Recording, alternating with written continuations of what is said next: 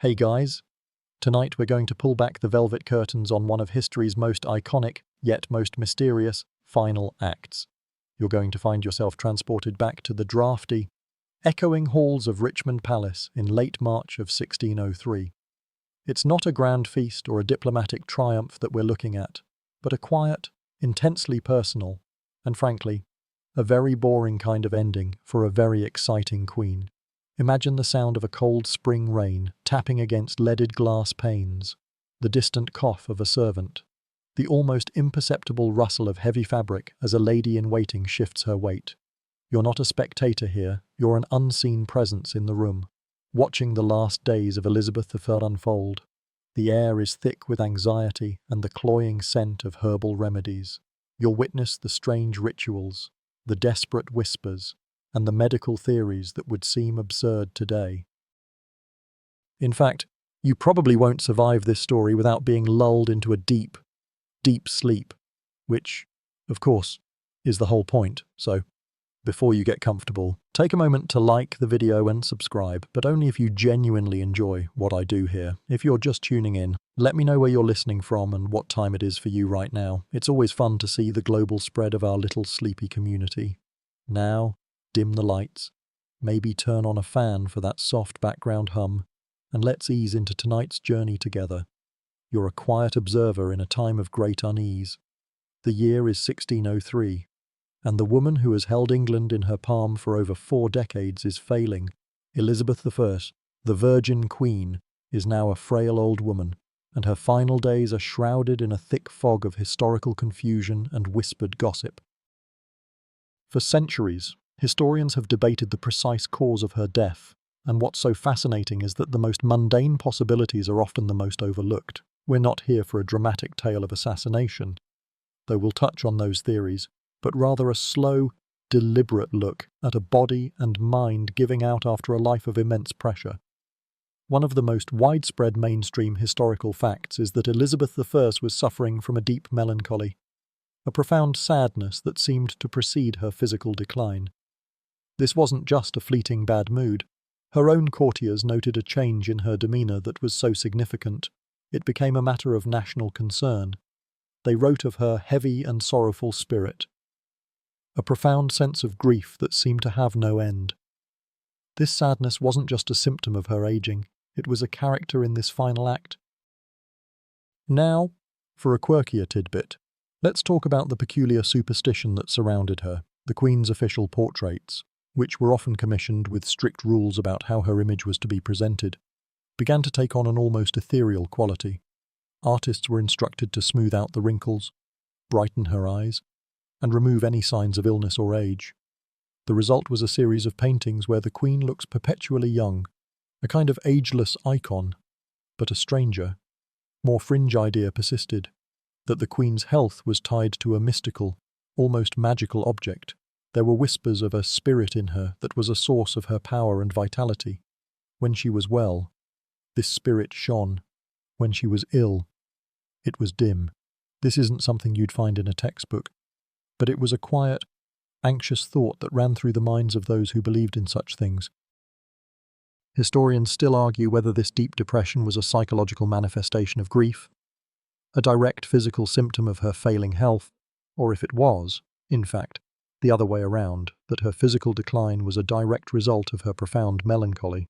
The narrative begins not with a bang, but with a quiet sigh of despair, a queen weary of the world and the immense burden of her crown. You can almost feel the weight of her sadness settling over the palace, a heavy, suffocating blanket of gloom that would soon precede a much more final darkness. That profound sadness, that oppressive melancholy, wasn't just a fleeting mood, it was a character in this final act. You can almost feel it in the air of Richmond Palace, a thick, heavy silence that has replaced the usual courtly buzz. The courtiers, accustomed to the Queen's sharp wit and vibrant energy, are now walking on eggshells, speaking in hushed tones. Imagine the scene. A fire crackles listlessly in a huge stone hearth, throwing long, dancing shadows across the tapestries that depict heroic scenes of the past. A stark contrast to the quiet despair in the present. The Queen's beloved ladies-in-waiting, usually a source of comfort and light, now hover like worried sparrows, their faces etched with concern. You notice their worried glances at each other, a silent conversation about how little she eats, how long she sits in silent contemplation. This wasn't just a queen getting old. This was a queen who had lost her will to fight. Her closest friends and advisers, her confidant, the Countess of Nottingham, and her powerful statesman, William Cecil. Lord Burghley had passed away in recent years, and losing a friend in Tudor England was just as devastating as it is today. Maybe even more so when your social circle is limited to a small, intense group of courtiers. Her world was shrinking, and she was doing little to stop it. This period of mourning was a stark and visible contrast to the vivacious queen of her youth. Remember the stories of her dancing until dawn, her flirtatious banter with suitors and foreign dignitaries. That Elizabeth seems like a person from another lifetime. This new, quieter Elizabeth is a ghost of her former self, haunting her own palace. One of the more peculiar, yet well-documented, details from this time is her obsession with the death of the Countess of Nottingham, her cousin and a close friend. The Countess's death was said to have been hastened by a deep depression of her own, following the death of her son, and she confessed a secret to Elizabeth on her deathbed. The secret was about the Earl of Essex's ring, a ring Elizabeth had given him as a sign of her protection. Legend says the Countess had held on to the ring, preventing it from reaching the Queen, which led to Essex's execution for treason. Whether this confession actually happened is something historians still argue about, but the story was so potent. It was said to have broken Elizabeth's spirit entirely.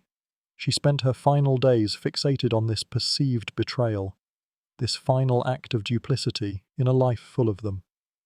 Now for a light-hearted thought in this sea of sadness.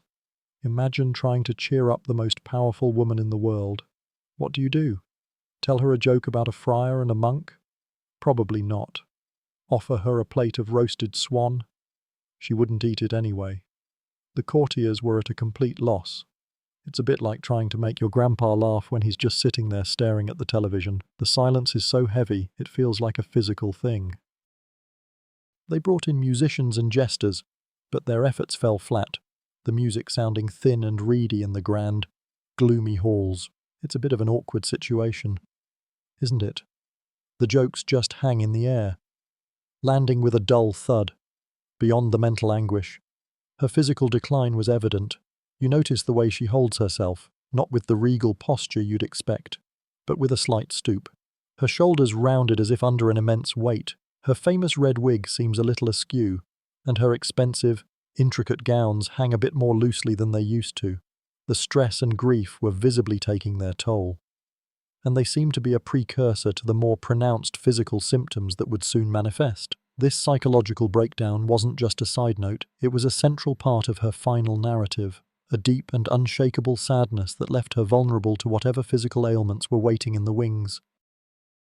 Historians still argue whether this prolonged state of grief weakened her immune system, making her susceptible to the infection that would eventually claim her life. This emotional landscape sets the stage for everything else that is to come.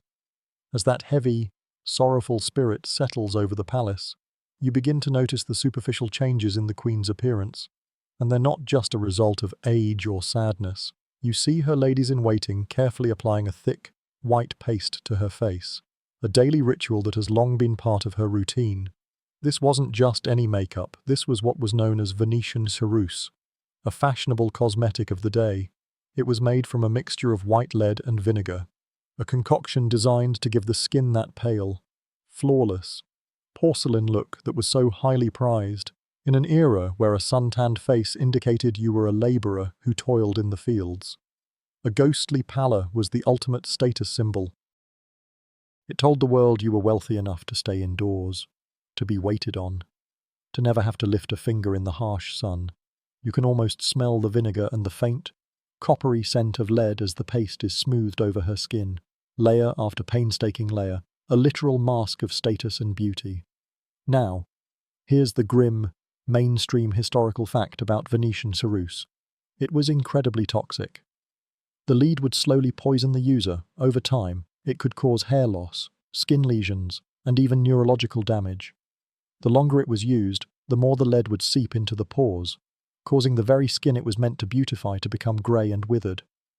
You might notice the fine, spiderweb cracks in the thick foundation on the Queen's face, an unsettling sign of the long-term damage, her famous high forehead, her striking pale complexion. They were all a result of a slow and steady poisoning.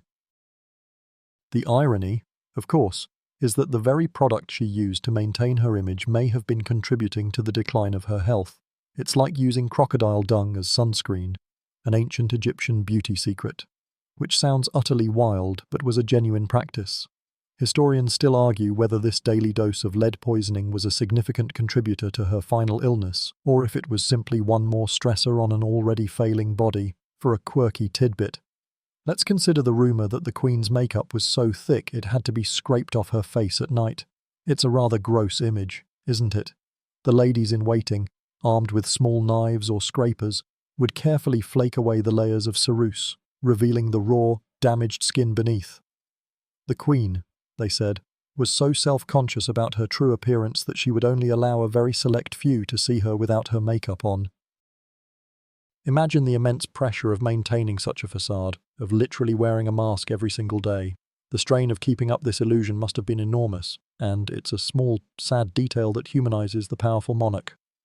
The contrast between her public image as the flawless Virgin Queen and the reality of her decaying health is a perfect example of the duality of her reign. She was both a powerful symbol and a fragile human being, slowly being poisoned by her own vanity. You can't help but wonder if the women of the court, seeing the Queen's declining health, started to question their own beauty routines. Were they secretly throwing their little pots of ceruse into the fire when no one was looking? Or did the fear of not conforming to the standard of beauty outweigh the slow, creeping knowledge of its danger? It's a funny and deeply human thought. The timeless struggle between vanity and self-preservation. This toxic ritual was a part of her daily life for decades, and as you watch her now, you can't help but think that every single application of that ceruse was a tiny step toward her final, quiet rest. As you continue to observe the failing Queen, you notice a detail that is far more alarming and visceral than the greying skin beneath her toxic makeup. You catch a glimpse of her legs, exposed for a moment as she shifts in her chair, and you see them, a strange, red-ringed rash, a series of angry, blotchy circles that seem to have erupted on her skin. This wasn't a fresh wound or a simple blemish. It looked inflamed and sore, a clear sign of a deeper affliction. The rash, which was noted by her attendants, was a perplexing and troubling symptom. It didn't seem to respond to the salves or poultices they tried to apply, and it grew more pronounced as her health worsened. Imagine the quiet horror of the ladies in waiting, trying to discreetly cover this visible sign of her illness, a mark that seemed to defy all their remedies. It's a very unqueenly detail, isn't it? A testament to her very human vulnerability. This mysterious rash is one of the most perplexing and widely debated symptoms of her final illness.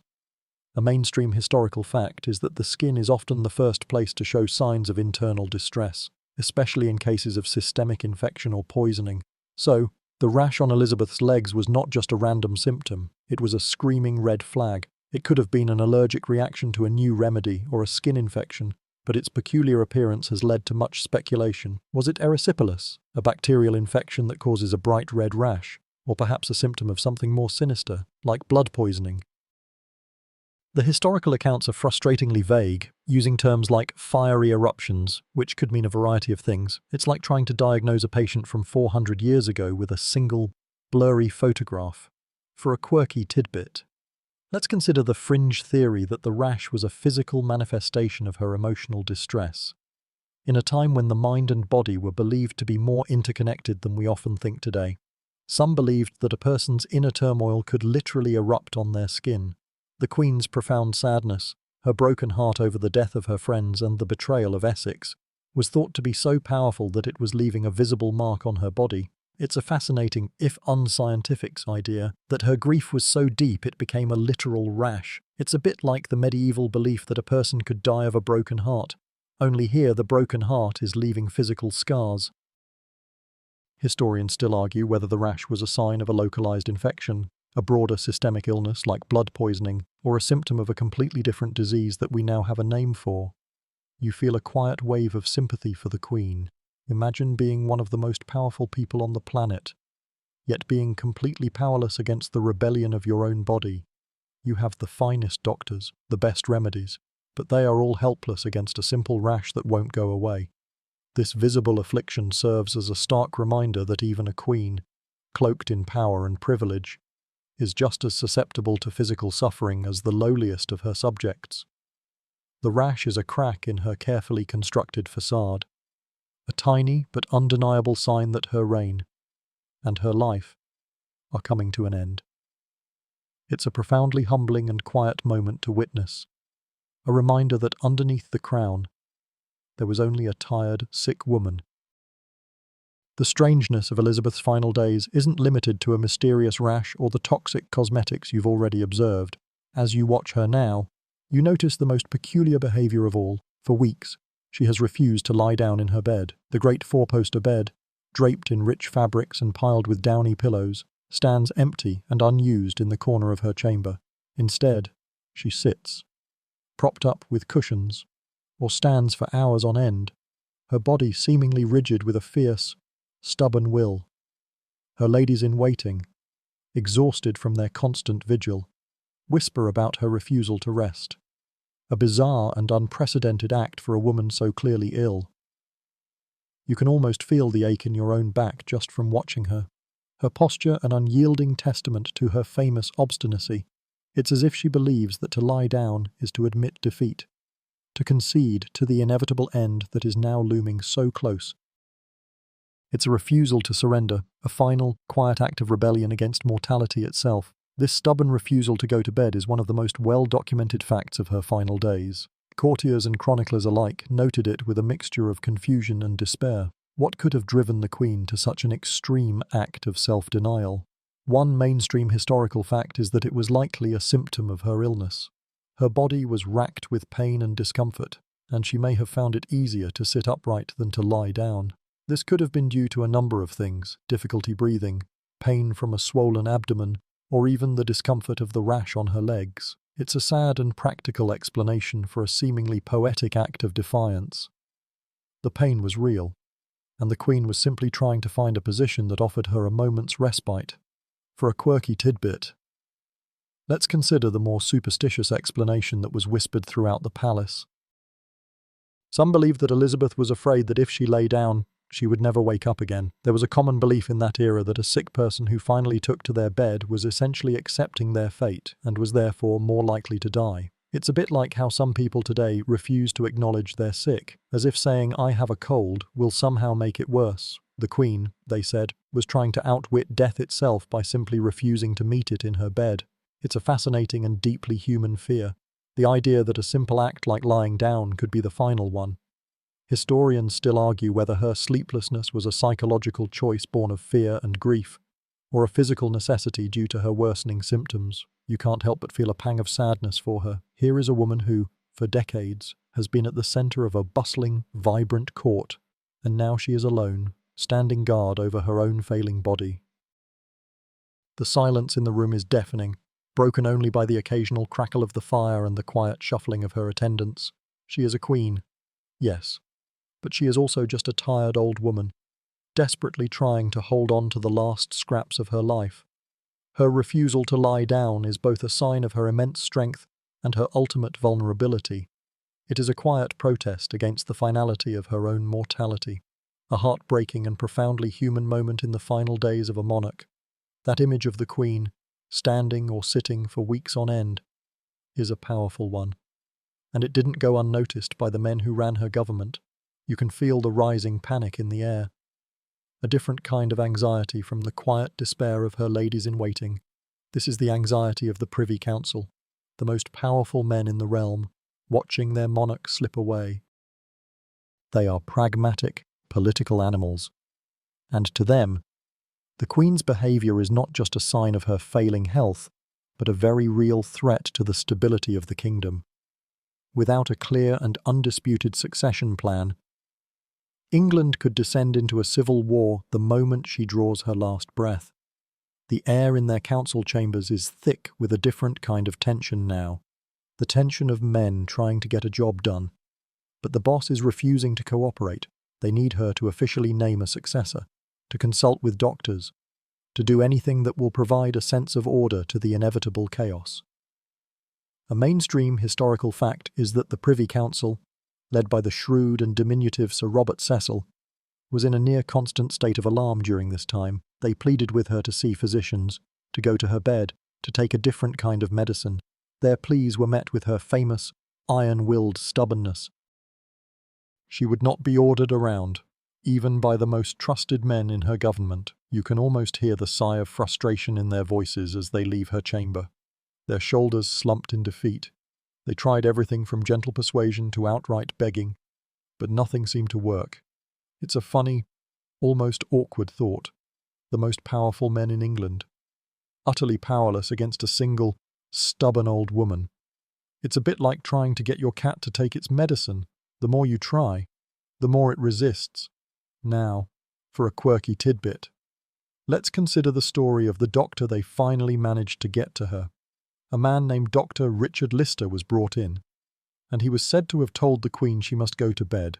Her reply was a sharp, unyielding no. It's reported that he then told her she must, as her life depended on it, to which she retorted, "The word must is not to be used to princes, Mr. Doctor." This little exchange reveals so much about her character, even in her last days. Her sense of sovereignty and pride was completely intact. It's a moment of quiet, subtle defiance that says more about her personality than any grand battle speech ever could.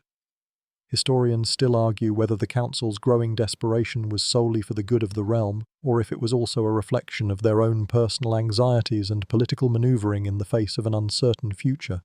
You see the weight of the situation on their faces. Sir Robert Cecil, in particular, looks gaunt and sleepless. He knows that his own power, his own position, hangs in the balance.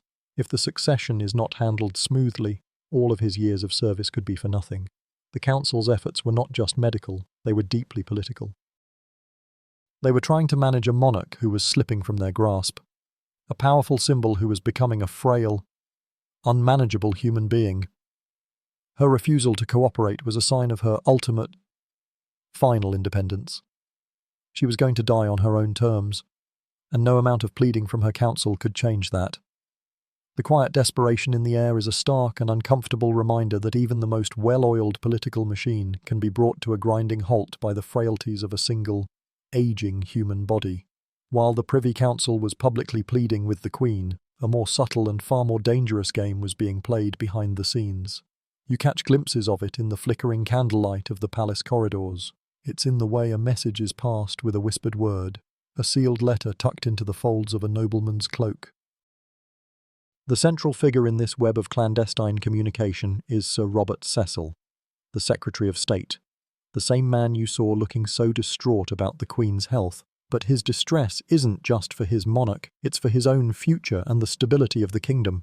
He knows that without a clear heir, the country could erupt in civil war. So, he is not just waiting, he is acting. He is engaging in a high-stakes, secret negotiation that could be seen as treason if it were ever discovered. A mainstream historical fact is that for years, Sir Robert Cecil had been engaged in secret correspondence with James VI of Scotland, the most likely successor to the English throne. This wasn't a casual exchange of letters. Cecil, along with other key advisors, was essentially building a bridge to the next reign while the current one was still in progress. The letters were coded, often using aliases and pseudonyms to hide their true purpose. They discussed the health of the Queen, the political climate in England, and the plans for a smooth transition of power. You can almost feel the tension in the room as Cecil pens these letters, his quill scratching furiously in the dead of night, knowing that one misstep could lead to his ruin. It was a risky game, and it was a sign that the men at the top were already looking past the Queen and toward the future. For a quirky tidbit, consider the bizarre method they used to hide the true purpose of their letters. Some of the correspondence was said to be hidden inside hollowed-out loaves of bread, a kind of edible spy craft.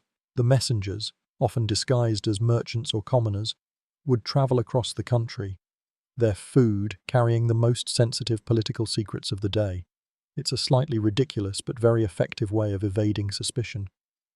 A testament to the paranoia and high stakes of the era. Imagine biting into a slice of bread and finding a detailed succession plan instead of a spoonful of jam. Historians still argue whether Cecil's actions were a selfless act of patriotism to secure a peaceful succession or a calculated, self-serving political maneuver to ensure his own continued power and influence under a new king. You see the immense weight on Cecil's shoulders. He is the quiet architect of the new era, working in the shadows while the Queen, the very symbol of the old era, is slowly fading in the light. His loyalty is split, outwardly. He is a dutiful servant to Elizabeth, inwardly. He is a political mastermind preparing for King James. This duality is a common theme in court life, where public devotion often masks private ambition. The story of Elizabeth's final days is not just about her physical decline, but about the frantic, behind-the-scenes machinations of the men who were already carving up the future of her kingdom. Her illness was the ticking clock, and Cecil was the one desperately trying to ensure that the transition didn't end in an explosion. Beyond the political maneuvering and the psychological distress you've been observing, Elizabeth's physical state was deteriorating in undeniable and alarming ways. You notice a detail that causes the attendants to exchange worried glances, a swelling in her neck, a pronounced puffiness that seems to have appeared almost overnight. It's not a subtle change, it's visible, a quiet but firm sign that something is terribly wrong inside her. The doctors, when they are finally permitted near her, prod and poke at the swollen area, their faces grim. This swelling, along with the other symptoms you've seen, is a powerful piece of the puzzle of her final illness. It's a sign that her body, once a source of her strength and power, is now actively betraying her. A mainstream historical fact is that this kind of swelling, particularly in the neck, can be a symptom of a variety of serious conditions. It could be a swollen lymph node, a sign of a widespread infection or a glandular issue, or it could be a goiter, a swelling of the thyroid gland, often caused by an iodine deficiency. While a goiter isn't necessarily fatal on its own, it would certainly be a sign of a compromised system. The historical records of the time don't offer a definitive diagnosis, but they are clear that this symptom was a major point of concern for her medical staff. They tried to treat it with a variety of strange remedies, including poultices and herbal remedies, but nothing seemed to help. The swelling was a symptom that was simply going to run its course, a visible testament to the unseen forces at work inside her body. Now, for a quirky tidbit, let's consider the fringe belief that this swelling was not a physical ailment at all, but a supernatural sign. Some people whispered that it was a result of a curse, a witch's spell that had been cast upon the Queen. The swelling was seen as a sign of her body being full of malevolence or some kind of dark energy that was slowly suffocating her. It's a fascinating, if unscientific, idea that speaks to the era's deep-seated superstitions. This supernatural explanation was a way for people to make sense of a powerful ruler's decline. It couldn't just be a simple illness, it had to be a sign of a greater cosmic struggle.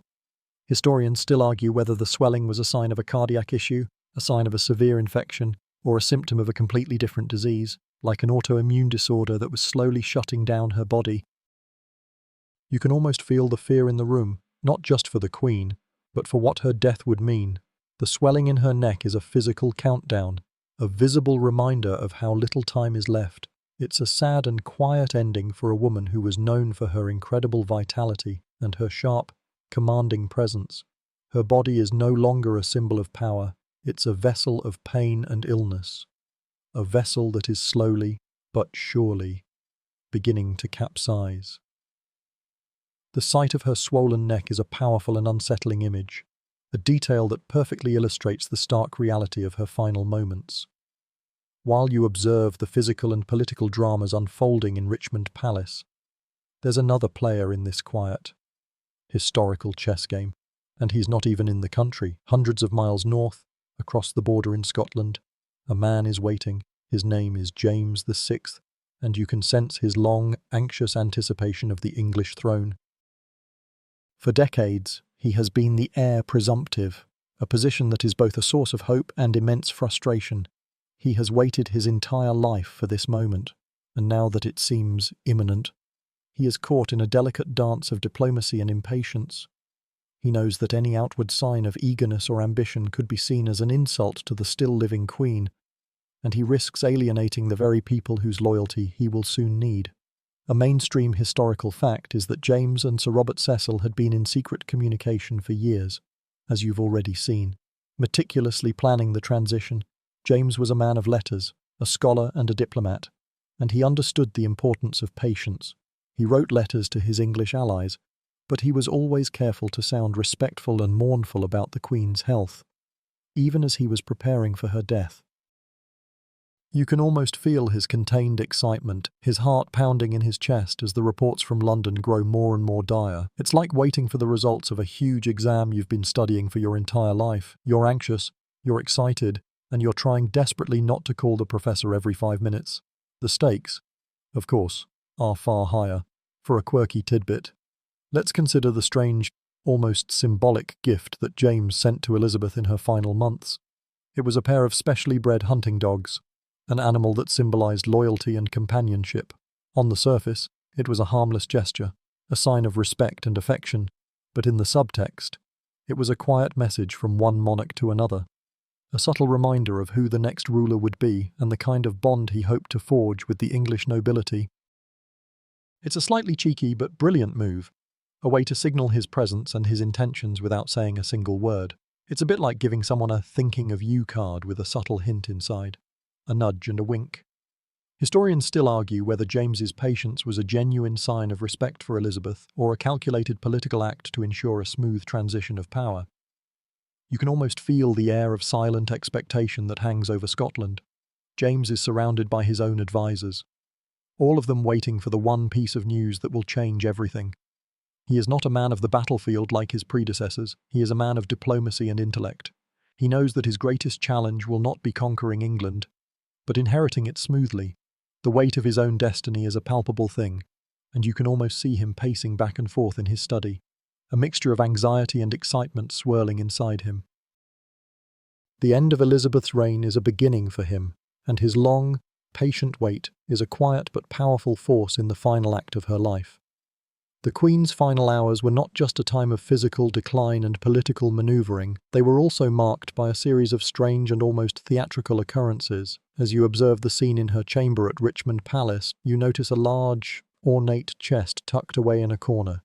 It looks like a simple piece of furniture, but it holds a secret that has fascinated historians for centuries. After the Queen's death, this chest was found to be locked and sealed with her personal mark. It was not to be opened until some unspecified later date. It's a detail so bizarre and unexpected that it adds another layer of mystery to her already enigmatic end. Why would a dying queen, with so much to do and so little time, seal a chest and leave such specific instructions? What could possibly be inside? This sealed chest is a fantastic and surprisingly well documented part of the story. A mainstream historical fact is that it was a source of great curiosity and even fear for the courtiers who found it. They didn't know whether it contained important state documents, a secret will, or something more personal. The suspense must have been immense. It's like finding a mysterious, locked box in your own home with a note from a departed relative saying, "Don't open." You'd be chewing on that mystery for weeks, wouldn't you? It's a testament to Elizabeth's personality that even in her final hours, she was capable of creating a final, tantalizing puzzle for those who would outlive her. She was a woman who always controlled her own narrative, and this chest seems to be a final, quiet act of that control. For a quirky tidbit, let's consider some of the wilder theories about its contents. Some people whispered that it contained the secret letters of a former lover, documents that could have caused a scandal if they were ever made public. Others thought it might contain a hidden fortune in jewels or gold, a last-minute gift for a trusted servant. But the most popular and romantic theory is that it contained a miniature portrait of Robert Dudley, her closest friend and the love of her life. He had died many years earlier. And the chest, they say, was a final, private tribute to the man she could never officially marry. It's a poignant and deeply human image, a testament to a long-ago love affair and a quiet act of sentimentality from a woman who was not known for it.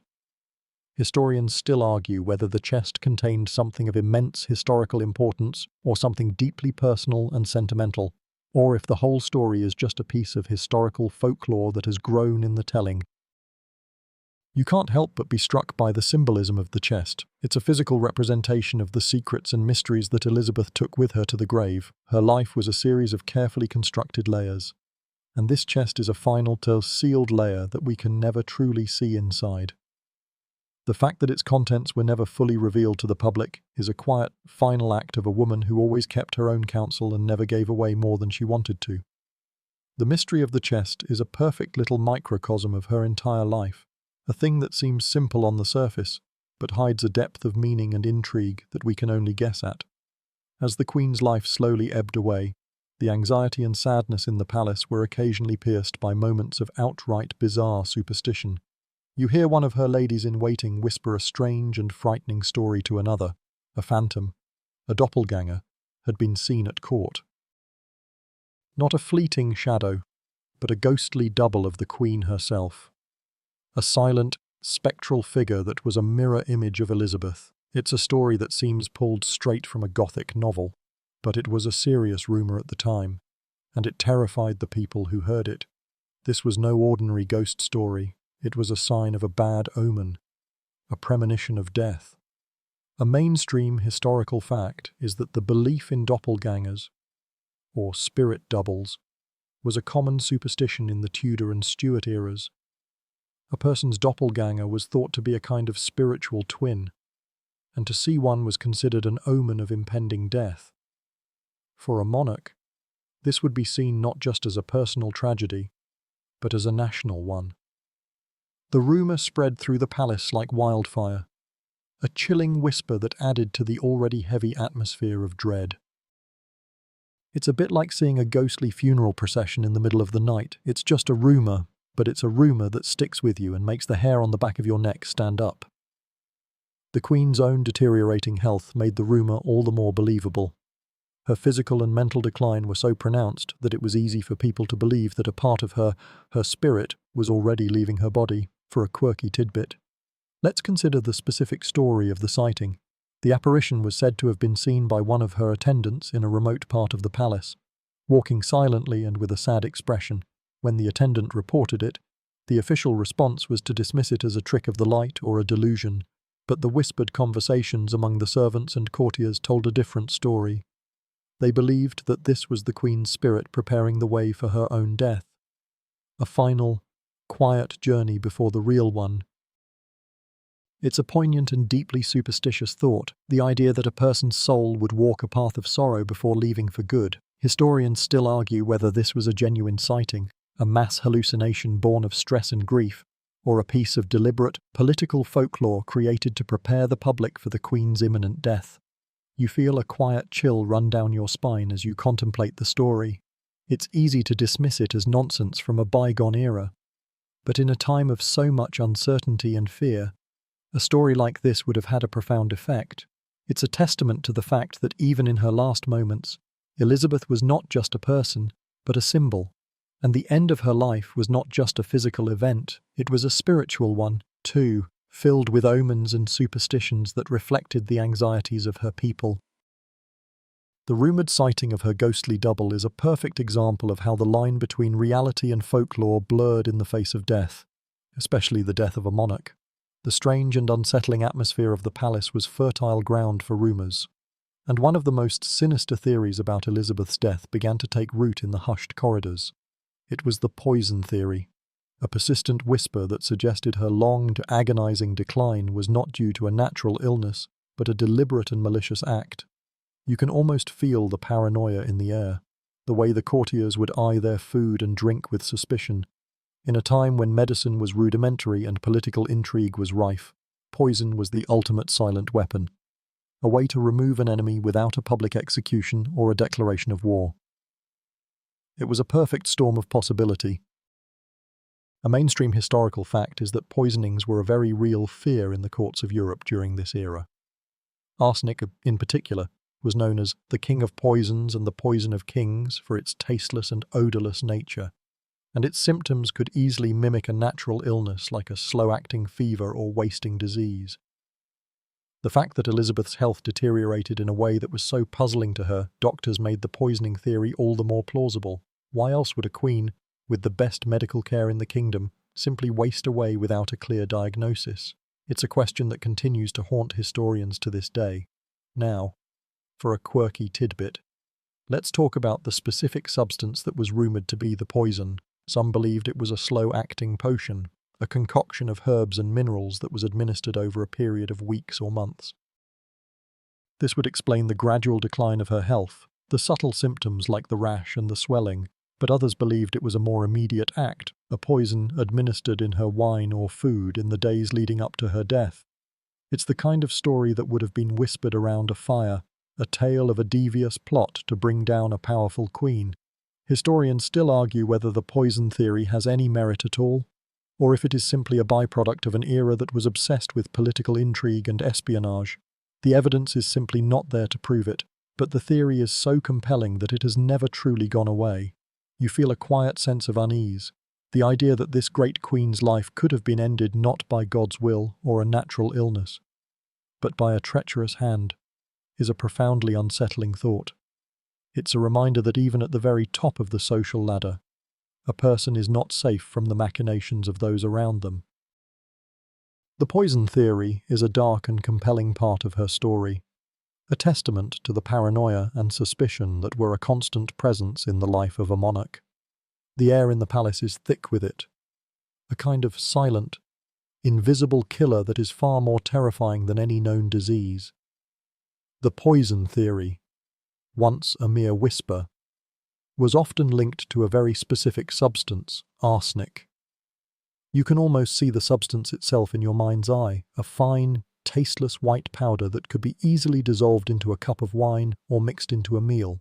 It was the perfect murder weapon for an age without forensic science. This wasn't some outlandish, fringe idea. The use of arsenic was a known historical fact, a tool of the trade for assassins and political schemers across Europe. The fact that Elizabeth's symptoms, the general wasting, the skin rash, the nausea, could all be consistent with long-term arsenic poisoning made the theory all the more terrifying and plausible.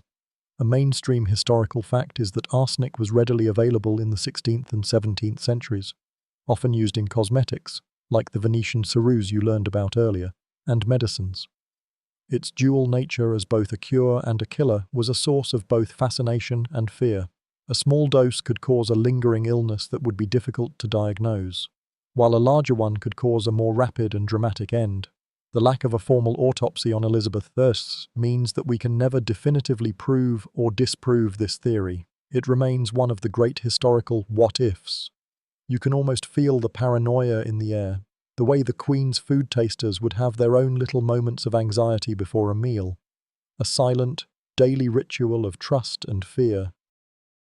Now, for a quirky tidbit, let's consider the possibility that the poison was not administered by a shadowy assassin, but by someone much closer to her. Some accounts from the time suggest that a lady-in-waiting, perhaps one who was secretly a Catholic sympathizer or an agent of a foreign power, could have been the culprit. The access they had to the Queen's private quarters and her meals would have made such a plot chillingly easy to execute. It's a slightly ridiculous but compelling thought, the idea that the Queen's greatest vulnerability was not a foreign army or a political rival, but a trusted servant. Imagine the betrayal, the quiet horror of realizing that the person who brings you your morning tea is slowly killing you. Historians still argue whether the symptoms of her illness, particularly the rash and the swelling, were more consistent with poisoning or with a natural illness that was simply misunderstood at the time. The poison theory is a powerful narrative, a dark and seductive alternative to a more mundane death by old age. It speaks to our human desire for a more dramatic and nefarious explanation for a powerful figure's end. The thought that the great Elizabeth I was felled not by a cold or a failing heart, but by a quiet, insidious evil, is a story that has a certain kind of tragic poetry to it. But you must remember that in history, the most exciting answer is rarely the most likely. The poison theory, once it took hold, led to a more unsettling question. Who could have committed such a heinous act? The finger of suspicion, in some whispers, pointed not to a foreign spy or a political rival, but to the very people sworn to protect the Queen. You feel the cold dread that would have permeated the palace as people began to wonder if a doctor had killed the Queen. In an era where medical knowledge was limited and treatments could often be more harmful than helpful, the line between a well-intentioned, but failed, cure and a deliberate act of murder was terrifyingly thin. It's a dark thought, isn't it? The idea that the person you trust to heal you is the one who is slowly bringing about your end. A mainstream historical fact is that the medical profession in the Tudor era was a mix of genuine science, superstition, and educated guesswork. The physicians to the Queen would have been the most respected and well-paid doctors in the country, but their understanding of anatomy and disease was still centuries away from our own. They prescribed remedies that often contained heavy metals like mercury or arsenic, which were thought to have medicinal properties. You'll remember the toxic Venetian ceruse she used on her face. It's not too far a leap to imagine a doctor prescribing something equally harmful. The fact that her doctors seemed so perplexed by her illness could have been genuine confusion, but to a paranoid mind, it could also have been a sign of a cover-up. Did they misdiagnose her to hide the fact that they were slowly poisoning her? Historians still argue whether the Queen's illness was exacerbated by the rudimentary and often toxic treatments prescribed by her doctors, or if those remedies had no effect at all. For a quirky tidbit, let's consider the fringe theory that one of Elizabeth's own doctors, a man named Dr. Richard Lister, was actually an agent of a foreign power, perhaps Spain. Lister was a highly trusted physician, but he was also a man who had travelled extensively and had many international connections. The theory suggests that he was a sleeper agent who was tasked with the long-term project of slowly weakening the Queen's health to pave the way for a more Catholic successor. It's the stuff of spy novels, a bit ridiculous, but also darkly compelling. It's a bit like a modern movie plot where the president's doctor is secretly a spy, a trope that continues to fascinate us because of its deep-seated paranoia about the people we trust most. You can't help but feel a quiet sense of unease. The idea that this great Queen's life could have been ended by a quiet, insidious evil, and not by a natural illness, is a profoundly unsettling thought. The poison theory, and the suspicion that a doctor could have been the culprit, is a testament to the fact that even at the very top of the social ladder, a person is not safe from the machinations of those around them. The palace, which should have been a place of safety and comfort, becomes a den of intrigue and suspicion, a place where a cup of wine could be a chalice of death. The lack of a definitive diagnosis only serves to keep this dark theory alive, a historical ghost story that still haunts the halls of Richmond Palace. The speculation and rumours about poison and betrayal were a testament to the perplexing nature of Elizabeth's decline, a sickness that seemed to come and go, then suddenly worsened with an alarming speed. You've been a silent witness to her profound sadness and her strange, stubborn refusal to lie down. But in her final weeks, her health collapsed in a way that was sudden and shocking to her court. It was as if a slow-burning fire had suddenly roared to life, consuming the last of her energy. The quiet, lingering illness of a tired old woman transformed into a final, desperate struggle. You can almost feel the air of frantic urgency as her attendants rush to her side, their worried whispers now turning into cries of alarm. A mainstream historical fact is that in the first weeks of March 1603, Elizabeth I's condition took a sharp turn for the worse. The chroniclers of the time, including her physician, Dr. Richard Lister, noted a rapid and severe onset of new symptoms. The mysterious rash on her legs seemed to grow more inflamed, and she began to experience bouts of fever and a loss of appetite that became so severe she refused to eat or drink anything at all. This sudden collapse of her health is a major piece of the puzzle. It could be a sign of a massive infection, a heart attack, or the final stages of a chronic illness.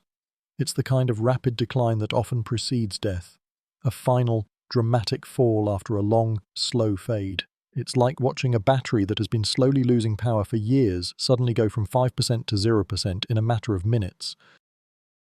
For a quirky tidbit, let's consider the story that her ladies-in-waiting, in a desperate attempt to get her to eat, tried to feed her a broth made from a freshly killed chicken. The belief was that the hot, Nutritious broth would give her the strength to fight off the illness. The Queen, however, was having none of it. She turned her head away and refused to open her mouth. A final, stubborn act of defiance that showed her will was still a force to be reckoned with, even as her body was failing. It's a slightly ridiculous but very human detail, the kind of moment that reminds you that even a queen can be a difficult patient. Historians still argue whether this rapid decline was caused by a specific, new illness, like a fatal case of pneumonia, or if it was simply the final, unavoidable stage of a long-term chronic condition. You feel a sense of profound helplessness as you watch her. All the political maneuvering, all the desperate pleas of her counsel, all the strange medical remedies, none of it matters anymore. The Queen is fighting a battle she cannot win, and the rapid deterioration of her health is a powerful and unsettling reminder of the finality of it all. It's a quiet tragedy, the end of an era brought on not by a great battle or a political coup, but by the simple, undeniable reality of a body giving out. The Queen's physical collapse was a public reality, but what happened after her death was a private and peculiar affair, steeped in the strange customs of the era. You've been watching the slow decline, but now you observe the end itself. The moment Elizabeth I's final breath leaves her body, the air in the chamber becomes still, a quiet, somber quietude settling over the room. The political machine, which had been in a state of frantic motion, now comes to a grinding halt. But the work is not yet done. There is a body to be prepared, and this process, known as royal embalming, was far from a simple act. It was a ritual, a grotesque and formal ceremony that would lead to its own strange rumour. A mainstream historical fact is that royal embalming in the Tudor and early Stuart eras was a gruesome but necessary procedure. The body was first washed, and then a team of surgeons and apothecaries would get to work. They would remove the internal organs, which were then placed in an urn with preservatives and spices. The body cavity was then stuffed with sweet-smelling herbs, spices, and a mixture of alcohol and aromatic oils. The purpose was twofold: to preserve the body for the public funeral and to mask the inevitable stench of decay. It was a macabre process, but it was a sign of respect, an honour reserved for the highest echelons of society. You can almost imagine the heavy, cloying scent of cloves and myrrh mixing with the clinical smell of the surgeon's tools. For a quirky tidbit, let's consider the rumour that sprang up almost immediately after the embalming. It was said that a strange, loud, and unexplainable noise came from the Queen's coffin after it had been sealed and placed in a private room. The sound was described by some as a kind of mournful sigh or a long, deep groan. This rumour, which was widely circulated, was a source of immense fear and fascination. Some believed it was the Queen's spirit, trapped inside her coffin, unable to find rest. Others, more morbidly, whispered that the Queen had not been dead at all, but had been buried alive and was now trying to escape. This fear of being buried alive, known as taphophobia, was a very real and terrifying anxiety in an era with limited medical knowledge. It's a slightly ridiculous but deeply human fear, the kind of thought that keeps you awake at night. Historians still argue whether this was a genuine sound, a settling of the coffin and its contents, or a piece of morbid folklore that was created to add a final, dramatic flourish to the story of the Queen's death. You feel a quiet sense of unease. The grand, historical narrative of the Queen's end is now muddled with a strange, almost macabre ghost story. The embalming, meant to be a final act of dignity, becomes a source of a new and unsettling rumour. It's a testament to the fact that even in death, Elizabeth I was a figure of immense public fascination and fear. The strange noise from her coffin is a final, quiet puzzle, a fitting end to a life that was filled with so much mystery, with the Queen's body now in the hands of the embalmers. The final act of her life was about to be sealed. But before the official rites could begin, there was one last, critical moment. You've been a silent observer of her stubbornness and her profound sadness, and now, in her final moments, you witness a final, quiet act of her royal will, surrounded by her Privy Council, including the anxious Sir Robert Cecil. The Queen was asked one last time to name her successor. The room is quiet, the air thick with tension. The fate of a kingdom hangs on her final decision. This is not a request, it's a desperate plea. A mainstream historical fact is that in her final moments, when asked to name the next monarch, Elizabeth I was too weak to speak. The chronicler Robert Carey, who was present, reported that her counsellors pressed her, asking her directly if she wished for James VI of Scotland to be her successor. She was said to have made a specific and unmistakable gesture with her hands. She formed a circle with her thumb and forefinger and placed it over her head, as if indicating a crown. It was an unmistakable signal, a final, silent endorsement of the man who had been waiting for decades. The gesture was a perfect example of her famous reticence and her ultimate control. She wouldn't say the words, but she would make sure that her will was known. It was a final, almost theatrical act, a moment of profound significance conveyed without a single word. For a quirky tidbit, let's consider the interpretation of her gesture. Some people at the time believed that the gesture was not just a sign of her will, but a spiritual act, a kind of final blessing on the new king. It was seen as a way for her to pass on her good fortune and her immense power to him. It's a fascinating, if unscientific, idea that her reign was not just a physical thing but a kind of spiritual entity that could be transferred with a simple hand signal. It's a bit like a modern-day CEO anointing their successor with a symbolic gesture at a press conference. Only here the stakes are the fate of a nation. Historians still argue whether this gesture was a conscious and lucid decision by a dying queen, or a random and misinterpreted movement of a woman in her final throes. You feel a sense of relief wash over the room, a quiet exhalation of breath from the men who had been holding it for so long. The succession, the one thing they had feared would be a source of chaos, was now seemingly settled. Her final, silent signal was a testament to her immense power, a power that she held on to until the very last moment. The end of her reign was not a political vacuum, it was a transfer of power, and it was sealed with a final, quiet gesture from a dying queen. The end of her life was also the beginning of a new one for England, and it all started with a simple and silent sign. With that final, silent signal from the Queen, the wheels of succession were set in motion. You feel the immediate shift in the atmosphere of the palace, a palpable sense of relief and purpose replacing the heavy dread. The Privy Council, now officially and quietly on the side of the new king, got to work. Messengers were dispatched with a speed that would have made a modern courier jealous, racing north to Scotland to inform James VI that he was now James I of England. But what followed was not a triumphant procession or a grand, boisterous celebration. It was a quiet, almost sombre journey south, a coronation without the usual fanfare. The new king's arrival was muted, a testament to the strange and unsettling nature of the transition. A mainstream historical fact is that James's journey south was deliberately understated. He was wary of seeming overly ambitious or disrespectful to the memory of the great queen who had just passed.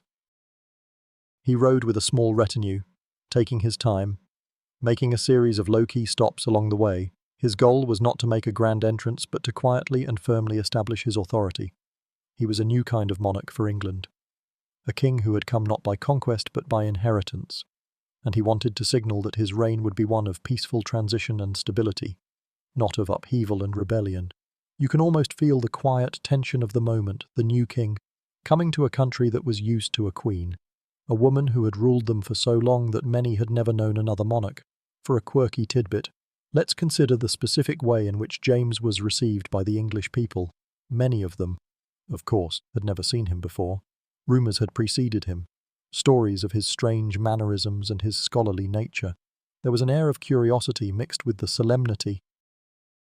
The journey was a slow, formal introduction of the new king to his new subjects, a way for them to get used to the idea of a male monarch on the throne. It was a bit like a new CEO of a company making a quiet tour of all the branch offices, just to put a face to the name.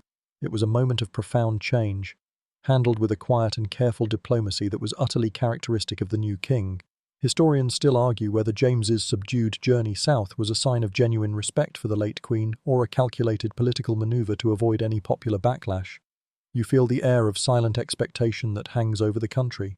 The death of Elizabeth was the end of a golden age, and the arrival of James was a step into an unknown future. The quietness of his coronation was a perfect reflection of the mood of the nation, a country in mourning, but also a country looking forward with a mix of hope and apprehension. His journey was a physical manifestation of a psychological shift, a nation moving from the familiar comfort of the Tudor age into the new and uncertain world of the Stuarts. The quiet, almost sombre journey of the new king served as a stark contrast to the life of the late queen, a life that was now being re-examined in the light of her death. As you watch the country slowly turn its attention to the new monarch, a dark and long-standing rumour about Elizabeth's health gains new traction.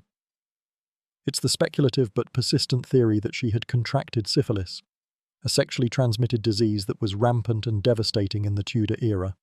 It's a shocking thought, a kind of historical gossip that flies in the face of her public persona as the Virgin Queen. But as you've seen, her private reality was often very different from her public image. A mainstream historical fact is that syphilis was a very real and terrifying disease in the 16th century, often leading to a slow, debilitating decline with a wide range of symptoms, including skin lesions, joint pain, and neurological issues in its later stages. The fact that Elizabeth's symptoms, the mysterious rash, the joint pain that made it difficult for her to stand, and the profound melancholy, could all be consistent with syphilis has fueled this theory for centuries. It would also explain the medical community's perplexity. The disease was so misunderstood and stigmatized that doctors might have been hesitant to even suggest it, let alone record it in their official reports. It's a bit like trying to diagnose a patient from the Victorian era with a mental illness. It was so taboo that it was often given a different, more acceptable name.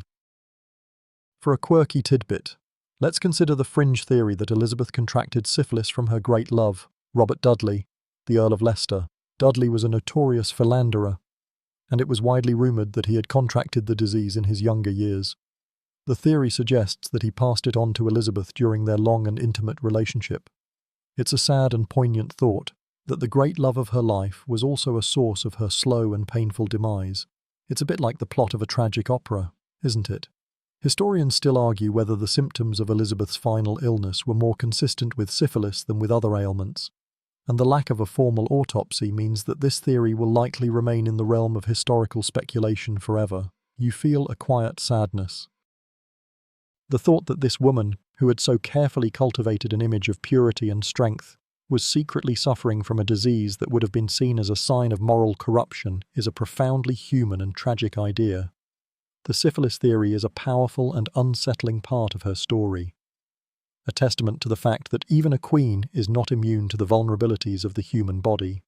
It's a final, quiet reminder that underneath the crown and the elaborate gowns, there was a woman with all the same fears and frailties as everyone else. The theory of syphilis is a grim one. But as you continue to look at the historical accounts of Elizabeth's final years, you notice a more subtle but equally telling physical detail, the blackening of her teeth. It's a detail that is often glossed over in her romanticized portraits, but it was a well-known fact of court life. The Queen's smile, in her later years, was a source of both fascination and revulsion for foreigners and commoners alike. It was a sign of both immense wealth and immense decay. A mainstream historical fact is that the sugar trade, which was booming during the Elizabethan era, was a major cause of dental decay among the wealthy. Sugar, once a rare luxury, was now being imported in massive quantities from the colonies. The Queen, with her vast wealth, had a voracious sweet tooth. She was particularly fond of candied fruits and other sugary confections, a fact that was noted by her courtiers and foreign visitors. The result was a set of teeth that were not just stained, but actively decaying, a painful and visible sign of her love for luxury. You can almost imagine the quiet embarrassment of her attendants, trying to hide her smile, or the quiet pain she must have been in. For a quirky tidbit, let's consider the story of the foreign dignitary who was so shocked by the Queen's black teeth that he was speechless. It was a common sight for the English nobility, but for a visitor from a country with less access to sugar, it was a source of utter horror. The dignitary was said to have discreetly asked a courtier if the Queen had a strange disease, and the courtier, with a kind of resigned shrug, explained that it was simply a sign of her wealth and her love for sweets. It's a slightly ridiculous but very human detail, the kind of social faux pas that would have made for a very awkward conversation. Historians still argue whether the decay in her teeth was so severe that it caused an infection that could have contributed to her final illness. You feel a quiet sense of sadness for the Queen. Her black teeth were a physical manifestation of a life of immense privilege, but they were also a source of great pain and embarrassment. They were a sign that her body, once a source of her power and strength, was slowly but surely beginning to break down. The dental history of the era is a quiet but powerful part of her story, a testament to the fact that even a queen, with all her power and privilege, is not immune to the consequences of her own habits. The sugar-rotted teeth and the toxic cosmetics were symptoms of a life of privilege. But as you look back at her reign, you can't help but wonder if a single, monumental event contributed to her final decline. It's the long shadow of the Spanish Armada, a moment of national triumph that may have come at a great personal cost. You've heard the stories of her famous speech at Tilbury, her rallying cry to her troops. But what you don't often hear about is the physical and mental toll that this immense stress took on her. A mainstream historical fact is that the victory over the Spanish Armada in 1588 was the defining moment of Elizabeth's reign, a moment of immense national pride. But the months and years leading up to it were a time of profound stress, the fear of invasion, the constant diplomatic maneuvering, and the immense pressure of leading a small, vulnerable island nation against the greatest naval power in the world. It would have been enough to break anyone. The Queen, who was in her mid-50s at the time, bore the full weight of this responsibility on her shoulders. The stress alone could have caused a series of long-term health problems. It's a bit like a modern-day CEO who works 100-hour weeks for a year and then collapses from exhaustion. The body, even a royal one, can only take so much. For a quirky tidbit, let's consider the fringe theory that Elizabeth I suffered from a kind of post-traumatic stress disorder after the Armada. The constant fear of assassination, the paranoia of spies, and the immense pressure of the moment could have left a lasting psychological scar. This could explain the periods of deep melancholy and the growing isolation that she experienced in her later years. It's a fascinating and very modern way of looking at a historical figure, the idea that even a queen could be a victim of her own success. It's a bit of a tragic thought, isn't it? The defining moment of her reign may have also been the beginning of its end. Historians still argue whether the stress and illness from the Armada were a direct cause of her later health issues, or if it was simply a coincidence of timing. You feel a quiet sense of sadness. The Queen's final years were not just a result of old age, they were the culmination of a life of immense pressure and sacrifice. The victory over the Armada, which secured her place in history, may have also been the thing that slowly, and then suddenly, killed her. The story of her end is not just a medical mystery, but a human one, a testament to the immense cost of power and responsibility. The end of her life was not a simple fade, it was a slow-motion collapse. And the events of 1588 may have been the first crack in the foundation. The immense stress of the Armada was a national burden, but the day-to-day life of the court had its own quiet cruelties. You can almost hear the whispered gossip and the sometimes mean-spirited jokes that circulated through the palace. The Queen, who was aging and in declining health, was a frequent target of this courtly humour. It was a subtle, and sometimes not so subtle, way for courtiers to deal with their own anxieties about her age and the looming succession. It's a bit like the whispered jokes people make about a boss who is getting old. It's a way of dealing with the uncomfortable reality of their own changing lives. A mainstream historical fact is that the Queen's chief jester, or fool, was a man named Richard Tarleton. He was known for his sharp wit and his sometimes cruel jokes, while the Queen would often laugh along. It's believed that she was deeply sensitive to the humour about her age and her lack of a male heir. It was a constant reminder of her own mortality and her own unique position as a childless queen.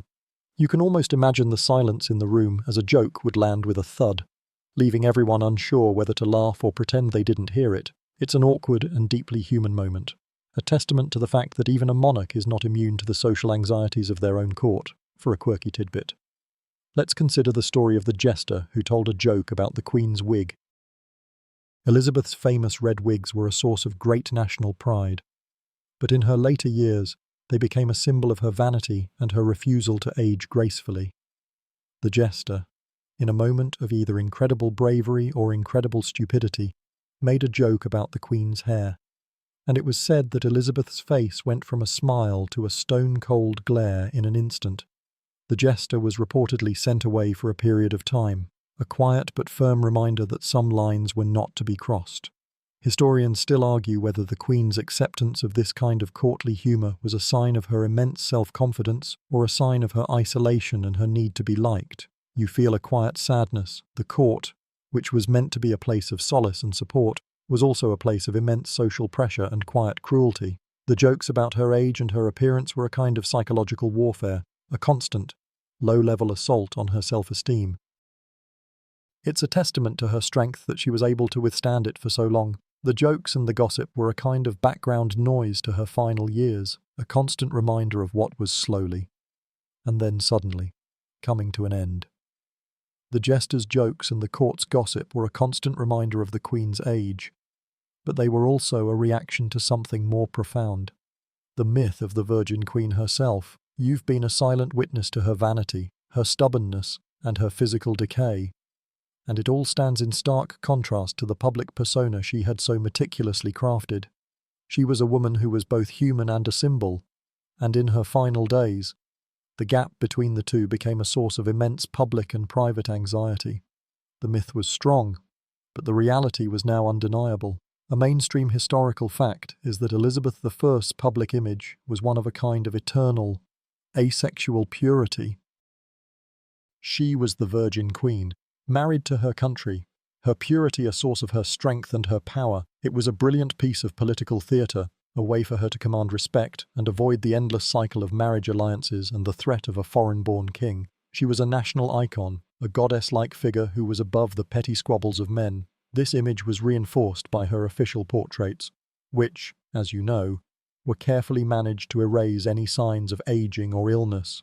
For a quirky tidbit, let's consider the fringe theory that the Virgin Queen was not just a political myth, but a physical reality. Some historians and medical experts have suggested that Elizabeth may have suffered from a rare congenital condition that made her unable to have children. This would explain her lifelong refusal to marry and her insistence on her virgin status. It's a fascinating and very private explanation for a very public policy. It's a bit like a modern-day politician whose personal life is a mystery, and a quiet, hidden physical reality is the key to understanding everything about them. It would also make her title, the Virgin Queen, not just a political statement, but a factual one. Historians still argue whether her virginity was a calculated political choice, a personal predilection, or a physical reality. You feel a quiet sense of sadness. The Queen's entire reign was a performance, a grand piece of theatre that she was the star of. But in her final years, the stage lights were beginning to dim, and the cracks in the performance were becoming impossible to hide. The physical reality of her aging body was a direct and powerful challenge to the myth she had so carefully created. Her end was not just the end of a life, it was the end of a legend. The truth of her humanity was finally, and quietly, coming to light. And it was a reality that was far more boring and far more relatable than the legend of the Virgin Queen. The physical decay you've been observing was not just a matter of cosmetics and dental woes. As you dig deeper into the historical records, you come across a strange, almost unbelievable reference. It is a passing mention of something in her head. A stone, or a growth. It's a detail that has puzzled and fascinated historians for centuries. A quiet, almost forgotten piece of a much larger puzzle. The phrase is so vague and so unsettling that it feels more like a whisper than a historical fact. But it is a real part of her story. What could this stone possibly have been? A mainstream historical fact is that the phrase "stone in her head" was a very general and non-specific term in the Elizabethan era. It could have meant anything from a physical growth like a tumour or a cyst, to a more metaphorical description of a person's stubbornness or their mental anguish. In an era without modern medical imaging, a diagnosis like this would have been little more than an educated guess. The fact that this stone was mentioned at all, however, is a sign that Elizabeth was suffering from some kind of a cognitive or neurological issue in her final years. The most likely explanation is that it was a tumour, a physical growth that was slowly putting pressure on her brain and causing her to behave in a way that was so puzzling to her courtiers. For a quirky tidbit, let's consider the fringe theory that the stone in her head was not a tumor, but a kind of spiritual or emotional blockage. Some believed that the Queen's profound sadness and her refusal to talk about her succession were a result of a physical and emotional block, a kind of petrification of the spirit that was manifested as a stone. It's a fascinating, if unscientific, idea that a person's emotions could become a physical object inside their body. It's a bit like the medieval belief that a person who was stone-hearted would eventually have their heart literally turned to stone. It's a powerful metaphor for her emotional state, a literal manifestation of her famous obstinacy. Historians still argue whether the stone was a physical growth that contributed to her death, or a metaphor for her mental and emotional state in her final years. You feel a quiet chill. The idea that this great queen, who was known for her brilliant mind and her sharp wit, was slowly being taken over by a physical or emotional ailment is a profoundly sad one. The mention of the stone is a quiet but firm reminder that her final days were not just a matter of old age, they were a battle with an unseen enemy. It's a testament to the fact that even in her last moments, Elizabeth's body was a source of mystery and intrigue. The end of her life was a puzzle, and the stone in her head is a final, quiet, and deeply unsettling piece of that puzzle. The stone in her head was a mysterious symptom, but it was accompanied by another, more visceral detail that has been noted by chroniclers. As you observe the quiet misery of the Queen's final days, you become aware of a peculiar, lingering smell. It's not a perfume or the scent of the various herbs and remedies that fill her chamber. It's a foul odour that seems to emanate from her body, a quiet but firm sign of internal decay. The ladies-in-waiting, in their frantic and quiet ministrations, try to mask it with sweet-smelling flowers and incense, but it is a constant, unsettling presence. It's the kind of detail that is often left out of the romanticized versions of history, a physical reality that is both gross and deeply human. A mainstream historical fact is that this odor, which was noted by multiple people at the time, was likely a sign of a serious internal infection. The human body, when it is fighting off a massive infection, often produces an odor as a result of the decay of internal tissues or the release of toxins. This could be a sign of anything from a deep-seated bacterial infection to a gangrenous wound on her leg. The fact that the smell was so pervasive that it was remarked upon is a sign of how advanced her illness was. It's a bit like the smell of a forgotten garbage can in a hot room. It's a quiet but unmistakable sign that something is very, very wrong. For a quirky tidbit, let's consider the fringe theory that the odor was a sign of a kind of spiritual corruption, in an era where the line between the physical and the spiritual was often blurred. Some people believed that a person's physical ailments were a direct reflection of their spiritual state. The Queen's profound sadness and her refusal to talk about her succession were seen by some as a sign that she was fighting a kind of spiritual battle, and the odor was the physical manifestation of her soul's decay. It's a fascinating and deeply unsettling idea, isn't it? The idea that a person's moral state could have a physical odor. Historians still argue whether the foul odor was a symptom of a specific disease, a result of her poor hygiene in her final, immobile weeks, or a sign of a completely different ailment. You feel a quiet sadness. The Queen's body, which had once been a symbol of power and strength, was now a source of mystery and an unpleasant odor. It's a sobering reminder that even a monarch, with all her power and privilege, is just as susceptible to the indignities of a physical body giving out. The foul smell is a final, quiet, and deeply human detail, a testament to the fact that her end was not a grand, romantic tragedy, but a quiet, painful, and very physical decline. The foul odor and the mysterious stone were symptoms that perplexed the living, but as you consider the historical record, you notice a final, and equally frustrating, piece of the puzzle, the lost record of an autopsy. You've been a silent witness to the strange and varied theories about her death, poison, syphilis, a wasting disease, but a definitive answer will never be found. The simple reason: there was no formal, official autopsy conducted on her body, at least none that has survived to this day.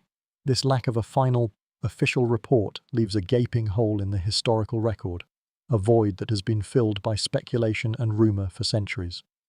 A mainstream historical fact is that autopsies were not a common practice for monarchs in the 16th and 17th centuries, particularly not for queens. The body of a monarch was considered a sacred and symbolic thing, and to dissect it would have been seen as an act of disrespect and a kind of violation. The embalming process you learned about earlier was more than enough to satisfy the public need for a ceremonial preservation of the body. The lack of an autopsy is a major reason why the exact cause of her death remains one of the great historical mysteries. It's a bit like a modern-day detective arriving at a crime scene and finding that all the evidence has been carefully removed and polished. The mystery is all the more tantalizing because of the lack of a definitive answer. For a quirky tidbit, let's consider the fringe theory that an autopsy was, in fact, performed, but the results were deliberately hidden or destroyed. The theory suggests that the cause of death was so scandalous or so politically sensitive that the Privy Council, led by Sir Robert Cecil, decided to bury the results forever. What could have been so scandalous? Perhaps it was proof of syphilis, a disease that would have tarnished her image as the Virgin Queen, or perhaps it was proof of a slow-acting poison, which would have opened up a national panic about a possible conspiracy. It's a slightly ridiculous but compelling thought. The idea that the truth of her death was a state secret. It's a bit like a modern-day conspiracy theory about a celebrity's death. The lack of an official explanation only makes the secret explanations all the more believable. Historians still argue whether an autopsy would have provided a definitive answer to the cause of her death, or if the rudimentary medical knowledge of the time would have made the results just as inconclusive as the historical record we have today. You feel a quiet sense of frustration, all the speculation, all the theories, all the bizarre symptoms you've been observing. They all lead to this dead end. The lost record of an autopsy is a powerful and unsettling part of her story, a testament to the fact that some mysteries are simply not meant to be solved. The silence in the historical record is a louder and more powerful voice than any of the theories that have been created to fill it. The end of her life was a puzzle, and the missing piece is the most tantalizing part of all. With the official record lost to time, you're left to consider the small, daily details of the Queen's life that may have contributed to her final decline. One of the most overlooked, and yet most powerful, is her diet. The food that fueled her body for so many decades may have also been a source of her ill health. You've already witnessed her insatiable sweet tooth, but her diet was a far more complex, and potentially dangerous, thing than that. It was a diet of immense luxury, a testament to her power and her wealth, but it was also a diet that was completely lacking in many of the nutrients we now know are essential for good health. A mainstream historical fact is that the Elizabethan diet for the upper classes was notoriously rich and heavy. It was a diet of meat, and lots of it, roasts of beef and mutton, venison from the royal forests, and a variety of fowl. Vegetables were often seen as peasant food and were eaten only sparingly, if at all. The diet was also heavy on sugar and alcohol, particularly sweet wines. This kind of diet, lacking in fiber and essential vitamins, would have led to a number of chronic health problems. You can almost feel the weight of it in your own stomach. The heavy, rich food that would have put a strain on her digestive system for decades. The lack of fresh fruit and vegetables would have led to a number of deficiencies, most notably scurvy, a disease caused by a lack of vitamin C. Scurvy can cause a variety of symptoms, including joint pain, skin lesions, and a general wasting of the body, all of which you've already seen in the Queen. It's a simple, and yet powerful, explanation for many of her symptoms. For a quirky tidbit, let's consider the fringe theory that the Queen's diet was a form of deliberate self-punishment. The Queen, who was a devout Protestant, was a product of an age that still held some of the old Catholic ideas about mortifying the flesh. The theory suggests that her rich and heavy diet was not just a matter of luxury, but a deliberate attempt to punish her body for its worldly appetites. It's a fascinating and very private explanation for a very public reality. It's a bit like a modern-day person who eats too much junk food as a form of emotional self-sabotage. A quiet and private battle that is happening in plain sight. Historians still argue whether the Elizabethan diet, which was so rich and so heavy, was a significant contributing factor to her final illness, or if it was simply a coincidence of a life of luxury. You feel a quiet sense of sadness. The Queen's diet, which was a source of her immense privilege, was also a source of her quiet, physical decline. It's a sobering reminder that a life of luxury and excess is not always a healthy one. The end of her life was not just a result of old age, it was a slow-motion collapse that was, in part, caused by the very food she ate. The heavy, sugar-laden diet was one piece of the puzzle, and it leads you to consider another. As you observe the Queen in her final, painful weeks, You hear her doctors and courtiers use a very specific and yet very vague term, a wasting disease. It's a phrase that seems to be a catch-all for a variety of symptoms, but it was a very real and very terrifying diagnosis in the Elizabethan era. It's the kind of phrase that conjures an image of a person slowly fading away, their body turning against them from the inside out.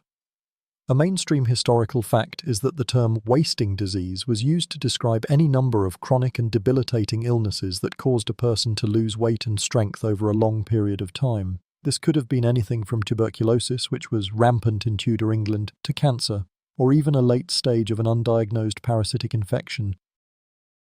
The fact that the Queen was described as wasting is a sign that her illness was not a sudden, acute event, but a slow and painful decline. It's a bit like a modern-day doctor saying a person is suffering from failure to thrive. It's a general term, but it points to a serious and systemic problem. The most likely explanation is that it was a combination of factors, a kind of cascade of ailments that all led to the same end result. For a quirky tidbit, let's consider the fringe theory that the wasting disease was not a physical ailment at all, but a spiritual one. In an era where the body and soul were believed to be intimately connected, some people believed that a person's physical wasting was a result of a spiritual or moral failing. The Queen's profound sadness and her refusal to talk about her succession were seen by some as a sign that she was fighting a kind of spiritual battle, and her physical wasting was the result of a soul that was slowly losing its will to live. It's a fascinating and deeply unsettling idea, isn't it? The idea that a person's physical state could be a direct reflection of their spiritual health. Historians still argue whether the wasting was a symptom of a specific disease like tuberculosis or cancer, or if it was simply a result of her extreme melancholy and her refusal to eat. You feel a quiet sense of sadness. The Queen's body, which had once been a symbol of power and strength, was now a source of mystery and an unpleasant odour. It's a sobering reminder that even a monarch, with all her power and privilege, is just as susceptible to the indignities of a physical body giving out. The wasting disease is a final, quiet, and deeply human detail, a testament to the fact that her end was not a grand, romantic tragedy, but a quiet, painful, and very physical decline. The phrase wasting disease was a terrifying one, but it spoke to a deeper, more profound fear of the time, the fear of being buried alive.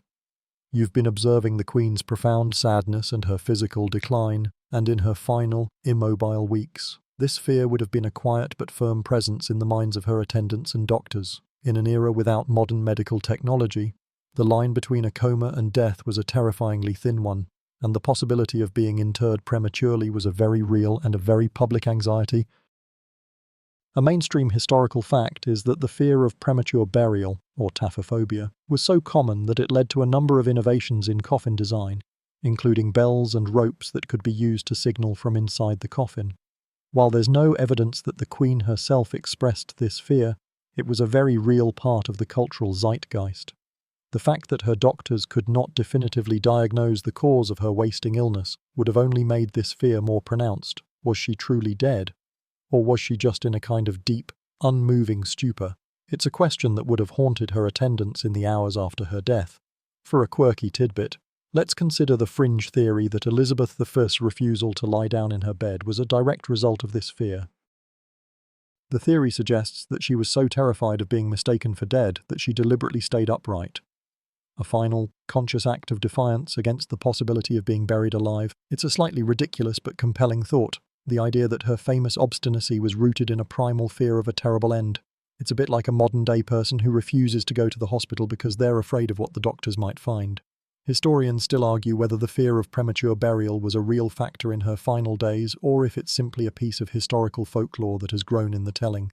You feel a quiet sense of sadness. The Queen's end was not just a medical puzzle, it was a deeply human one.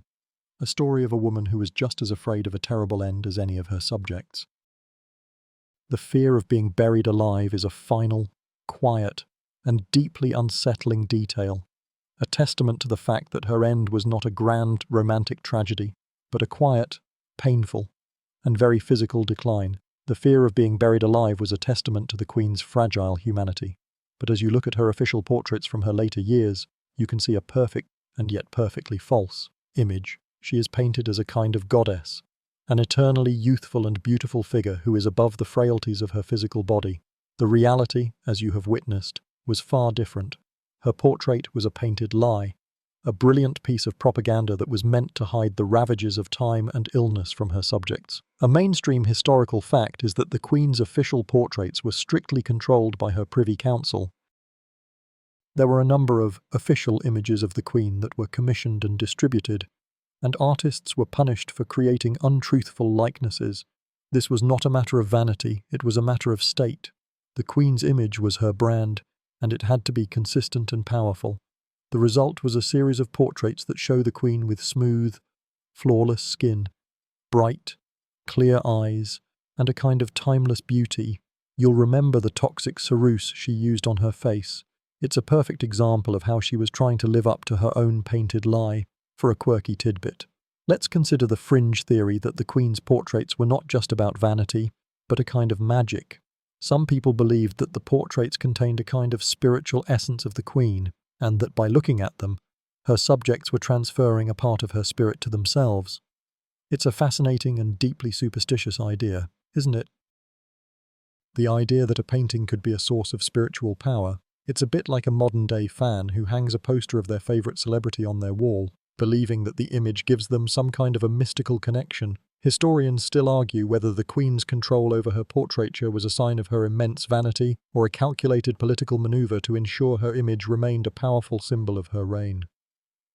You feel a quiet sadness. The Queen's life was a grand performance, and her portraits were the ultimate lie.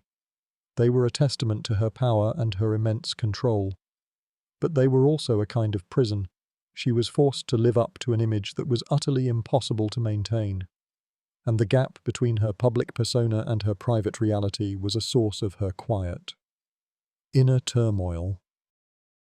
Her portraits are a powerful and unsettling part of her story, a testament to the fact that her end was not just a physical one, but a final and brutal encounter with the truth. The lie of her portraits was a public reality, but what was happening behind the scenes was a quiet and personal tragedy. As you've been a silent witness to her final days, you notice a telling detail: the Queen's last, handwritten notes. In a time when she was too weak to speak, she was still capable of holding a quill and signing her name, a final, physical act of her royal will. These notes, which have been preserved in the historical record, are a final, poignant piece of the puzzle of her life and her death. A mainstream historical fact is that in her final, immobile weeks, the Queen was still signing state documents and correspondence. She was a monarch who took her duties very seriously, and she continued to work until her body could no longer allow it. Her signature, which was once a clear and powerful testament to her authority, became shaky and frail, a physical manifestation of her failing health. The fact that she was still capable of this kind of work is a testament to her immense will and her famous obstinacy. It's a bit like a modern-day CEO who is dying but still insists on signing off on every single email. It's a sign of a person who is not willing to let go, even when they know the end is near. For a quirky tidbit, let's consider the fringe theory that her last notes were not just about state business, but a kind of secret diary. The theory suggests that in the privacy of her chamber, she was writing down her final, personal thoughts, her fears, and her regrets. These notes, they say, were a final, desperate attempt to communicate with the world, a kind of last-minute confession that was meant to be read only after her death. It's a fascinating and deeply unsettling idea, isn't it? The idea that the Queen was writing a secret history of her life in her final hours. Historians still argue whether her final notes were a sign of her immense will or a desperate attempt to maintain control in a situation where she had none. You feel a quiet sadness. The Queen's final notes are a physical and deeply human detail, a testament to the fact that her end was not just a medical puzzle, but a final, personal act of a woman who was not willing to let go. They are a final, quiet, and deeply unsettling part of her story, a testament to the fact that her end was not a grand, romantic tragedy, but a quiet, painful, and very physical decline. The Queen's final handwritten notes were a testament to her immense will, but they also serve as a poignant, physical reminder of a much more boring, and possibly more plausible, theory for her death. a simple cold. As you've been a silent witness to her final days, you've seen the theories of poison, syphilis, and mysterious, wasting diseases. But the simplest explanation is often the most overlooked. What if the great Queen Elizabeth I was not felled by a grand conspiracy, but by a simple, and yet deadly, winter illness? A mainstream historical fact is that the Queen's health took a turn for the worse after a series of cold, damp weeks in late winter. Richmond Palace, where she was staying, was known for being a draughty and poorly heated building. The Queen, who was in her late 60s and in declining health, would have been particularly vulnerable to the cold. The simple act of catching a chill could have been the catalyst for a much more serious illness. A cold, in an era without modern antibiotics, could easily turn into a fatal case of pneumonia, an infection of the lungs that was a leading cause of death. Her profound melancholy and her refusal to lie down in bed could have been symptoms of her body's struggle to breathe. A final, desperate attempt to get enough air. For a quirky tidbit, let's consider the fringe theory that the cold was not just a simple illness, but a kind of divine retribution for her actions. Some of her Catholic critics believed that her death was a direct punishment from God for her persecution of Catholics and her role in the Protestant Reformation. The cold, a simple, mundane illness, was seen as a kind of biblical plague, a quiet and yet firm sign of God's displeasure. It's a fascinating and deeply superstitious idea, isn't it? The idea that a simple illness could be a sign of a moral failing. It's a bit like a modern-day person who gets the flu and believes it's karma for some minor misdeed. Historians still argue whether the cold was a simple catalyst for a deeper illness, or if it was, in fact, the primary cause of her death. You feel a quiet sense of sadness. The Queen's end was not a grand, romantic tragedy, but a quiet, painful, and very physical decline. The theory of the cold is a powerful and unsettling part of her story, a testament to the fact that her end was not a grand conspiracy, but a final, and very human, encounter with the mundane reality of a physical body giving out. It's a sobering reminder that even a monarch, with all her power and privilege, is just as susceptible to the simple realities of life and death as anyone else. The theory of a simple cold is a powerful one, and it leads you to consider the men who were tasked with treating her. You've been a silent witness to the strange and varied theories about her death, but you've also seen the immense limitations of her medical team. The legacy of her royal physicians is not one of great medical triumph, but one of immense frustration, a testament to the fact that even the best doctors of the era were helpless in the face of a dying body. A mainstream historical fact is that Elizabeth I's medical team was made up of the most respected physicians in the country. They were men of immense education and a certain kind of professional wisdom, but their knowledge of the human body was rudimentary at best. They relied on a system of beliefs known as the four humours: blood, yellow bile, black bile, and phlegm, and they believed that all illnesses were caused by an imbalance of these humours. Their treatments were often little more than educated guesswork, a mix of bloodletting, strange herbal concoctions, and a number of remedies that were often more harmful than helpful. The fact that they were so perplexed by her illness is not a sign of a great conspiracy, it is a sign of their immense limitations. They simply did not have the tools or the knowledge to diagnose or to treat what was happening to her. For a quirky tidbit, let's consider the fringe theory that the Queen's doctors were not just ignorant, but that they were actively afraid of her. The Queen, with her famous temper and her quick wit, was a notoriously difficult patient. It's said that she would often refuse to take their medicines or would simply ignore their advice. The doctors, in turn, were terrified of doing anything that would upset her or would be seen as a violation of her royal will. It's a slightly ridiculous but deeply human thought. The idea that the most powerful person in the country was in charge of her own medical care, and that her doctors were little more than observers. It's a bit like a modern-day patient who refuses to listen to their doctor, but with much higher stakes. Historians still argue whether the Queen's physicians were genuinely helpless in the face of her illness, or if they were simply afraid to use the more aggressive treatments that might have saved her. You feel a quiet sadness. The Queen's final days were a testament to the fact that even with the best medical care in the world, some things are simply not meant to be changed. The legacy of her medical team is a powerful and unsettling part of her story, a testament to the fact that her end was not a grand, romantic tragedy, but a quiet, painful, and very physical decline. It's a sobering reminder that even a monarch, with all her power and privilege, is just as susceptible to the simple realities of life and death as anyone else. The helplessness of her doctors is a powerful theme, and it leads you to the heart of the matter. You've been a silent witness to the myriad of theories, the strange symptoms, and the unsettling possibilities, but at the end of the day, all of them lead to one conclusion. Historians still disagree. The mystery of the cause of her death is not one that will ever be solved, and in many ways, that's what makes it so fascinating. The official record is lost, the symptoms are vague, and the witnesses are long gone. What you are left with is a kind of historical echo, a series of possibilities that are all equally compelling and equally unprovable. A mainstream historical fact is that there is no consensus on the cause of Elizabeth I's death. Some historians favour the theory of a simple old age, a body that simply gave out after a long and a very difficult life. Others point to a combination of factors, a kind of cascade of illnesses that all led to the same end result. They might suggest that the poor diet led to a lack of vitamins, which in turn made her more susceptible to a common cold, which then spiraled into a fatal case of pneumonia. Others still cling to the more dramatic theories, the possibility of a slow-acting poison or a long-term illness like syphilis.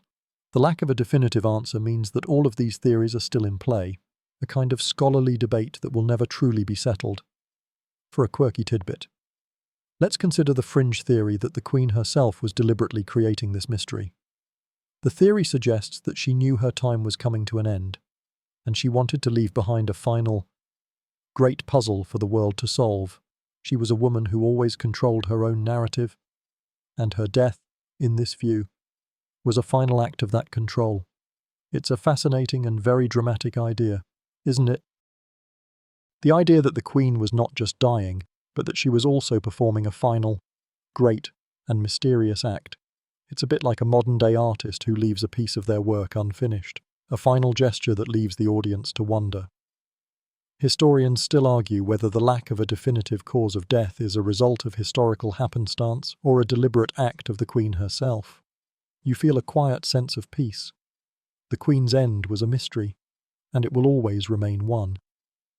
The fact that historians still disagree is a testament to the fact that her life, and her death, are far more complex and far more interesting than any single explanation could ever be.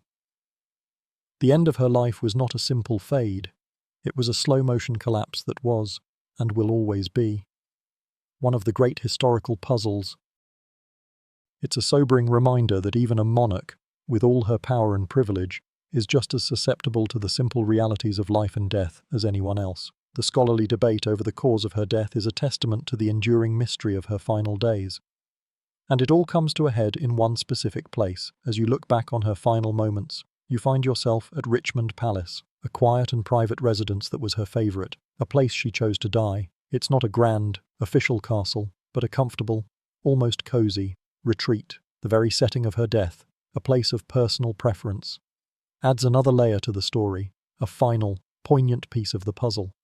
A mainstream historical fact is that Elizabeth I chose to spend her last days at Richmond Palace. It was a place where she felt at ease, away from the hustle and bustle of London and the political intrigue of her more public residences. The palace was a place of quiet reflection and personal comfort, a place she went to when she was feeling unwell. The fact that she chose to die there is a sign that she knew her time was coming to an end, and she wanted to do so on her own terms, in a place that brought her peace. It's a bit like an older person choosing to die in their own home rather than in a hospital, a final act of control over a situation where they had none. For a quirky tidbit, let's consider the fringe theory that the palace itself was a source of her illness. The theory suggests that the palace, with its old, drafty rooms and its stone walls, was a source of mould and other allergens that were slowly and quietly killing her. It's a fascinating, if unscientific, idea that the place she loved the most was also a source of her death. It's a bit like a modern-day person who gets sick from a sick building syndrome, a quiet and yet firm sign that their environment is not as safe as they thought. Historians still argue whether the location of her death was a matter of personal preference or a sign of her a completely different ailment. You feel a quiet sadness. The Queen's end was a mystery, and it will always remain one. The fact that she chose to die in a place of personal comfort is a testament to the fact that her end was not a grand, romantic tragedy, but a quiet, painful, and very physical decline. It's a sobering reminder that even a monarch, with all her power and privilege, is just as susceptible to the simple realities of life and death as anyone else. The quiet comfort of Richmond Palace was the stage for her final act, and it leads you to consider the most straightforward, and perhaps most overlooked, explanation for her death. You've been a silent witness to the myriad of theories, the strange symptoms, and the unsettling possibilities. But at the end of the day, there is a very simple question that needs to be answered. Did she really die of old age, in a time when the average life expectancy was in the 30s? Elizabeth Furr, who was in her late 60s, was a medical marvel. Her end may not have been a conspiracy or a mysterious illness, but a simple, and yet profound, reality. Her body simply gave out. A mainstream historical fact is that by the standards of the day, Elizabeth I was an old woman. The immense stress of her reign, the constant fear of assassination, and the lack of a modern diet and medical care would have taken a toll on her body. The fact that she lived as long as she did is a testament to her immense physical and mental strength. Her final symptoms, the melancholy, the wasting, the joint pain, are all consistent with the natural decline of an aging body. It's a bit like a modern-day person who lives to be 90 and simply dies in their sleep. It's not a grand mystery, it's a simple, and yet profound, reality. For a quirky tidbit, let's consider the fringe theory that her old age was a kind of political excuse. The theory suggests that the Privy Council, led by the anxious Sir Robert Cecil, was so desperate to avoid any kind of conspiracy theory that they deliberately pushed the narrative of a simple, boring death by old age. It was a way to reassure the public that the succession would be peaceful and that the new king was a legitimate and healthy one. It's a fascinating and very dramatic idea, isn't it? The idea that the most mundane explanation was a deliberate political maneuver. It's a bit like a modern-day politician who gives a boring and predictable speech to avoid any kind of controversy.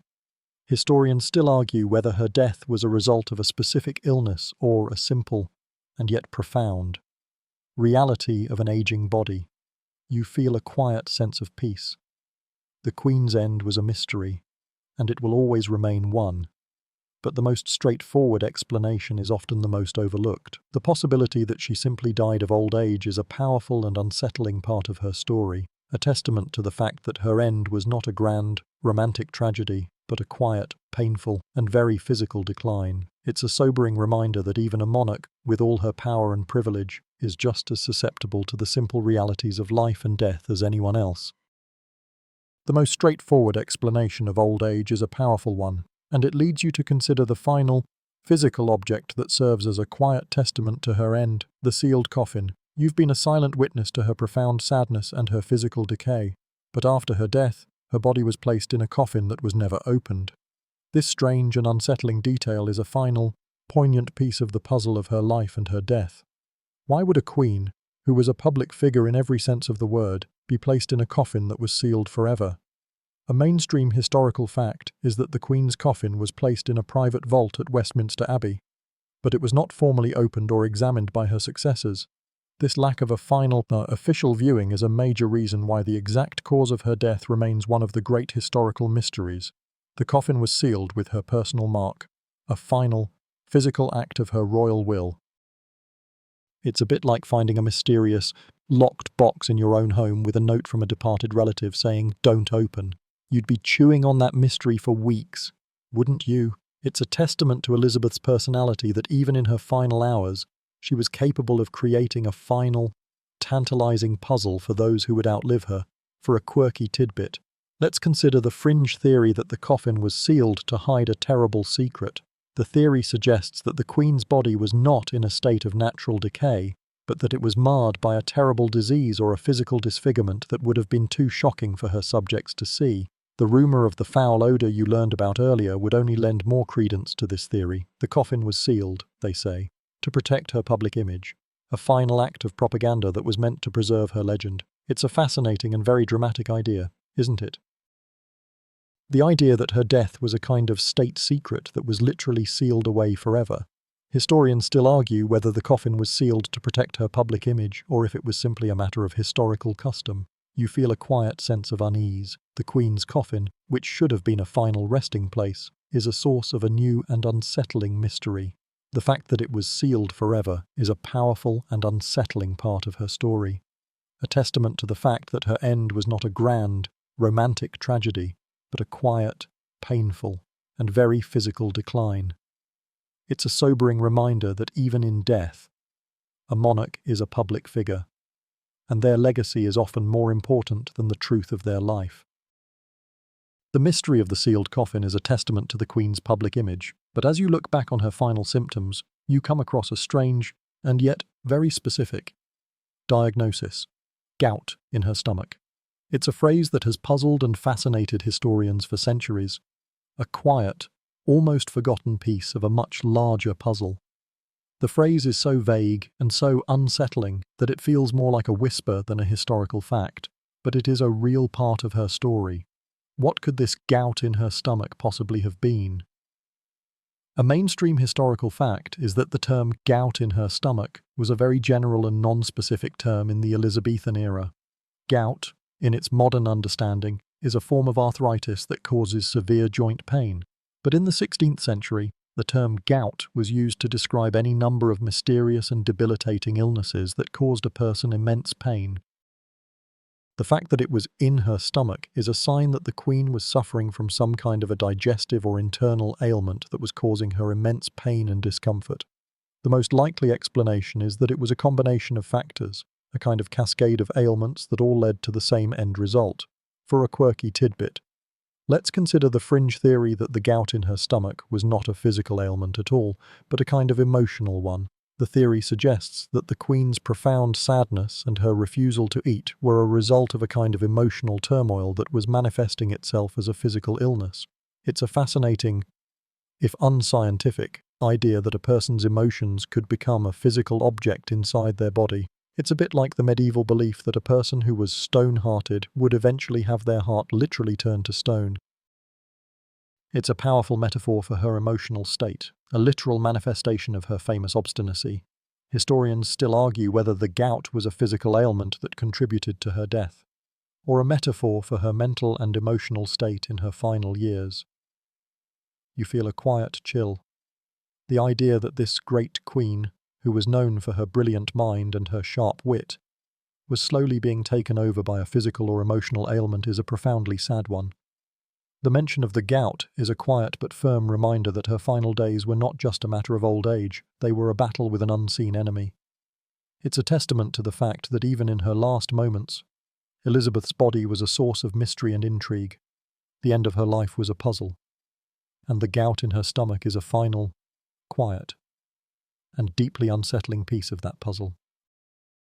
The mention of gout in her stomach is a strange and unsettling detail, and it leads you to consider the final and most human part of her story, her last words, or lack thereof. You've been a silent witness to her profound sadness and her physical decay, and in her final moments, when she was too weak to speak, she was still capable of a final, silent gesture. But what about a final, spoken word? The historical record on this point is a source of immense scholarly debate, a testament to the fact that even the most powerful person in the world can have a quiet and private end. A mainstream historical fact is that there is no consensus on whether the Queen spoke any final words before her death. Some chroniclers of the time report that she was too weak to speak, and that she simply passed away in a quiet and peaceful silence. Others, however, report that she was still conscious and lucid in her final moments, and that she simply chose not to speak. It's a powerful and very dramatic idea, isn't it? The idea that the most powerful person in the world would choose to die in a final, quiet, and private silence. It's a bit like a modern-day person who, when asked for their final words, simply says, "I have nothing to say." For a quirky tidbit, let's consider the fringe theory that her last words were a kind of secret confession. The theory suggests that in her final moments, she was whispering to her closest confidants, her secrets and her regrets. The attendants, they say, were so shocked by her confession that they simply chose to forget them. A final act of loyalty to their Queen. It's a fascinating and very dramatic idea, isn't it? The idea that the Queen was not just dying, but that she was also performing a final, great, and mysterious act. It's a bit like a modern-day artist who leaves a piece of their work unfinished. A final gesture that leaves the audience to wonder. Historians still argue whether her final silence was a result of her physical inability to speak or a deliberate, final act of her famous obstinacy. You feel a quiet sadness. The Queen's final words, or lack thereof, are a final, physical, and deeply human detail. A testament to the fact that her end was not a grand, romantic tragedy, but a quiet, painful, and very physical decline. They are a final, quiet, and deeply unsettling part of her story. A testament to the fact that her end was not a grand conspiracy, but a final, and very human, encounter with the mundane reality of a physical body giving out. It's a sobering reminder that even a monarch, with all her power and privilege, is just as susceptible to the simple realities of life and death as anyone else. The Queen's final silence was a testament to her immense control. But what followed was a surprisingly quiet and understated affair. You've been a silent witness to her profound sadness and her physical decay. And in her final moments, when she was too weak to speak, she was still capable of a final, silent gesture. But what about her funeral? It's a testament to the immense power of her reign that her funeral was a public spectacle. But it was also a surprisingly quiet and understated affair. A final act of a woman who was both a public figure and a deeply private person. A mainstream historical fact is that the Queen's funeral was a public spectacle. But it was also a surprisingly quiet and understated affair. The Queen's body, which was placed in a coffin that was never opened, was carried on a funeral barge down the Thames to Westminster Abbey. The procession was a sombre and mournful affair.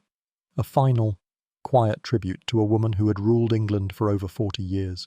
The funeral was a testament to the fact that her end was not a grand, romantic tragedy, but a quiet, painful, and very physical decline. It's a sobering reminder that even a monarch, with all her power and privilege, is just as susceptible to the simple realities of life and death as anyone else. For a quirky tidbit, let's consider the fringe theory that the funeral was deliberately understated to avoid any kind of public unrest. The Privy Council, led by the anxious Sir Robert Cecil, was so desperate to avoid any kind of conspiracy theory that they deliberately pushed the narrative of a simple, boring death by old age. The funeral, in this view, was a final act of propaganda, a way to reassure the public that the succession would be peaceful and that the new king was a legitimate and healthy one. It's a fascinating and very dramatic idea, isn't it? The idea that the most mundane explanation was a deliberate political maneuver. It's a bit like a modern-day politician who gives a boring and predictable speech to avoid any kind of controversy. Historians still argue whether the funeral was a sign of genuine respect for the late Queen or a calculated political act to ensure a smooth transition of power. You feel a quiet sense of peace. The Queen's funeral, which should have been a final spectacle, was a surprisingly quiet and understated affair. It's a testament to the fact that her end was not a grand, romantic tragedy, but a quiet, painful, and very physical decline. It's a sobering reminder that even a monarch, with all her power and privilege, is just as susceptible to the simple realities of life and death as anyone else. The quiet funeral was a final public act, but what about the hidden truth? You've been a silent witness to her profound sadness and her physical decay, and in her final moments, when she was too weak to speak, she was still capable of a final, silent gesture. But what about the possibility that the real cause of her death is buried in an unexamined document, a quiet and forgotten piece of paper that holds the key to the entire mystery? In an era without a definitive official record, the truth may be hidden in a dusty archive, a final, poignant piece of the puzzle of her life and her death. A mainstream historical fact is that the historical record of the Tudor and Stuart eras is vast and often uncatalogued. The immense amount of paperwork generated by the royal court, including personal letters, financial ledgers, and official documents, is a source of immense frustration and immense opportunity for historians. The possibility that a single, forgotten document could hold the key to the entire mystery is a powerful and very dramatic idea, isn't it? The idea that the Queen's physician, in a private note to a colleague, could have written down a diagnosis that he was too afraid to make public. It's a bit like a modern-day detective who finds a quiet, forgotten piece of evidence in a vast crime scene that holds the key to the entire mystery. For a quirky tidbit, let's consider the fringe theory that the real cause of death is not in a document at all, but in a coded message. The theory suggests that the Queen, or her closest confidants, were so afraid of their secrets being discovered that they wrote down the real cause of death in a kind of secret language that has yet to be deciphered. It's a fascinating and very dramatic idea, isn't it? The idea that the most important truth of her life was a kind of secret language that was meant to be read only by a select few. It's a bit like a modern-day spy who leaves a coded message for their handler. A final gesture that leaves the audience to wonder. Historians still argue whether a definitive answer to her death will ever be found, or if it will forever remain one of the great historical mysteries. You feel a quiet sense of hope. The possibility that the truth is out there, waiting to be discovered, is a powerful and unsettling part of her story. It's a testament to the fact that her end was not a grand, romantic tragedy, but a quiet, painful, and very physical decline. It's a sobering reminder that even a monarch, with all her power and privilege, is just as susceptible to the simple realities of life and death as anyone else. The possibility of a hidden truth is a tantalizing one, and it leads you to a final, profound question. Why does the exact cause of her death remain a puzzle? You've been a silent witness to her profound sadness and her physical decay, and in her final moments, when she was too weak to speak, she was still capable of a final, silent gesture. But at the end of the day, the mystery of her death is not one that will ever be solved, and in many ways, that's what makes it so fascinating. The official record is lost, the symptoms are vague, and the witnesses are long gone. What you are left with is a kind of historical echo, a series of possibilities that are all equally compelling and equally unprovable. A mainstream historical fact is that there is no consensus on the cause of Elizabeth I's death. Some historians favour the theory of a simple old age, a body that simply gave out after a long and a very difficult life. Others point to a combination of factors, a kind of cascade of illnesses that all led to the same end result. They might suggest that the poor diet led to a lack of vitamins, which in turn made her more susceptible to a common cold, which then spiraled into a fatal case of pneumonia. Others still cling to the more dramatic theories, the possibility of a slow-acting poison or a long-term illness like syphilis. The lack of a definitive answer means that all of these theories are still in play, a kind of scholarly debate that will never truly be settled. For a quirky tidbit, let's consider the fringe theory that the Queen herself was deliberately creating this mystery. The theory suggests that she knew her time was coming to an end, and she wanted to leave behind a final, great puzzle for the world to solve. She was a woman who always controlled her own narrative, and her death, in this view, was a final act of that control. It's a fascinating and very dramatic idea, isn't it? The idea that the Queen was not just dying, but that she was also performing a final, great and mysterious act. It's a bit like a modern-day artist who leaves a piece of their work unfinished, a final gesture that leaves the audience to wonder. Historians still argue whether the lack of a definitive cause of death is a result of historical happenstance or a deliberate act of the Queen herself. The enduring mystery of her death is a testament to the complexities of history, and it leads you to consider the most human part of her story. You've been a silent witness to her profound sadness and her physical decay, and in her final moments, when she was too weak to speak, she was still capable of a final silent gesture. But at the end of the day, the story of her death is not just a medical puzzle, it is a human one, a reflection on the frail humanity of a monarch. The Queen, who was a public symbol of strength and power, was in her final days, just a person, and her story is a powerful reminder of that. A mainstream historical fact is that Elizabeth I was not just a queen, she was a woman. She was a woman who suffered from the same ailments, the same fears, and the same sadness as anyone else. Her profound melancholy, her physical ailments, her fear of being buried alive, they are all a testament to her humanity. She was not a goddess or a symbol, she was a person. The fact that her end was so quiet and so undignified is a powerful reminder of that. She was a woman who, in her final moments, was no more powerful than the lowliest of her subjects. For a quirky tidbit, let's consider the fringe theory that the Queen's frail humanity was a deliberate and secret part of her legacy. The theory suggests that she knew her end was coming, and she wanted to leave behind a final, human message for the world to see. Her quiet, dignified, and yet very physical end was a way for her to remind her subjects that even a queen is just a person, and that their own lives, with all their joys and all their sorrows, are just as important as hers. It's a fascinating and very dramatic idea, isn't it? The idea that the Queen was not just dying, but that she was also performing a final, great, and mysterious act. It's a bit like a modern-day celebrity who, in their final moments, asks to be remembered not for their fame, but for their quiet, private life. Historians still argue whether the Queen's frail humanity was a deliberate part of her legacy or a simple, and yet profound, reality of an aging body. You feel a quiet sense of peace. The Queen's end was a mystery, and it will always remain one. But the most important part of her story is not her death, but her life. The fact that she was a woman, a person, and a monarch is a testament to the fact that her end was not a grand, romantic tragedy, but a quiet, painful, and very physical decline.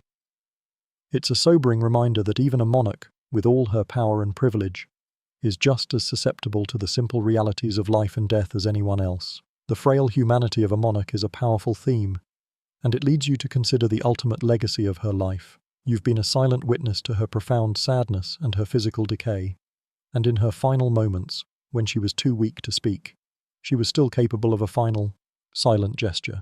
But at the end of the day, the story of her death is not just a medical puzzle, it is a human one, a reflection on the enduring legacy of a life well lived.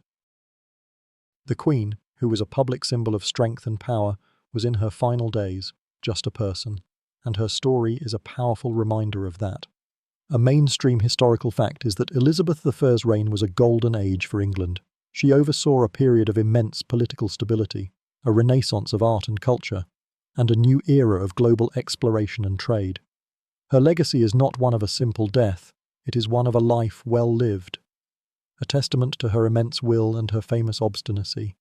The fact that her end was so quiet and so undignified is a powerful reminder of that. She was a woman who, in her final moments, was no more powerful than the lowliest of her subjects. For a quirky tidbit, let's consider the fringe theory that the Queen's difficult end was a kind of necessary sacrifice. The theory suggests that she knew her time was coming to an end, and she wanted to leave behind a final, human message for the world to see.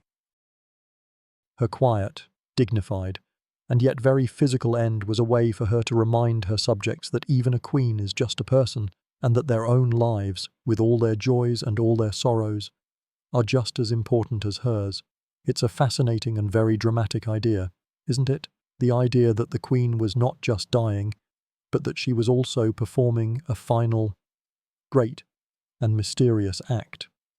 It's a bit like a modern-day celebrity who, in their final moments, asks to be remembered not for their fame, but for their quiet, private life. Historians still argue whether the Queen's frail humanity was a deliberate part of her legacy or a simple, and yet profound, reality of an aging body. You feel a quiet sense of peace. The Queen's end was a mystery, and it will always remain one. But the most important part of her story is not her death, but her life. The fact that she was a woman, a person, and a monarch is a testament to the fact that her end was not a grand, romantic tragedy, but a quiet, painful, and very physical decline. It's a sobering reminder that even a monarch, with all her power and privilege, is just as susceptible to the simple realities of life and death as anyone else. The enduring legacy of a life well lived is a powerful thing, and it leads you to a final, quiet reflection. You've been a silent witness to her profound sadness and her physical decay, and in her final moments, when she was too weak to speak, she was still capable of a final, silent gesture. But at the end of the day, the story of her death is not just a medical puzzle. It is a human one, a reflection on the final, quiet sleep that comes to everyone, from queens to commoners. The Queen, who was a public symbol of strength and power, was in her final days just a person, and her story is a powerful reminder of that. A mainstream historical fact is that in her final moments, the Queen was not surrounded by the grand pomp and circumstance of her court, but by a small group of her most trusted confidants. She was a woman who, in her final moments, was no more powerful than the lowliest of her subjects. The fact that her end was so quiet and so undignified is a powerful reminder of that. She was a woman who, in her final moments, was no more powerful than the lowliest of her subjects. The finality of death, which is a great equalizer, is a powerful and unsettling part of her story. It's a sobering reminder that even a monarch, with all her power and privilege, is just as susceptible to the simple realities of life and death as anyone else. For a quirky tidbit, let's consider the fringe theory that the Queen's final sleep was not a simple one, but a kind of cosmic journey. The theory suggests that she was not just dying, but that she was also performing a final, great, and mysterious act. It's a fascinating and very dramatic idea, isn't it? The idea that the Queen was not just dying, but that she was also performing a final, great, and mysterious act. It's a bit like a modern-day artist who leaves a piece of their work unfinished, a final gesture that leaves the audience to wonder. Historians still argue whether the Queen's frail humanity was a deliberate part of her legacy, or a simple, and yet profound reality of an aging body. You feel a quiet sense of peace. The Queen's end was a mystery, and it will always remain one. But the most important part of her story is not her death, but her life. The fact that she was a woman, a person, and a monarch is a testament to the fact that her end was not a grand, romantic tragedy, but a quiet, painful, and very physical decline. It's a sobering reminder that even a monarch, with all her power and privilege, is just as susceptible to the simple realities of life and death as anyone else. The story is at its end now. The Queen is at rest. And with that, our journey is over, too. The palace is silent now. The rain has stopped, and the air is still. All the whispers, all the intrigue, all the theories about what may have happened, they've all faded into the background hum of history. The great woman who ruled over a golden age is now just a quiet, peaceful part of the earth, just like every other person. The finality of it all is a calming and beautiful thing. You can let go of all the thoughts, all the anxieties, all the questions you have about her end. They can drift away into the quiet of the night, leaving you with nothing but a peaceful, easy feeling. The great mystery of history is no longer a puzzle to be solved. It is a story to be told, and a story that has now found its conclusion. The Queen is at peace, and so you can be, too. End of script. Sweet dreams.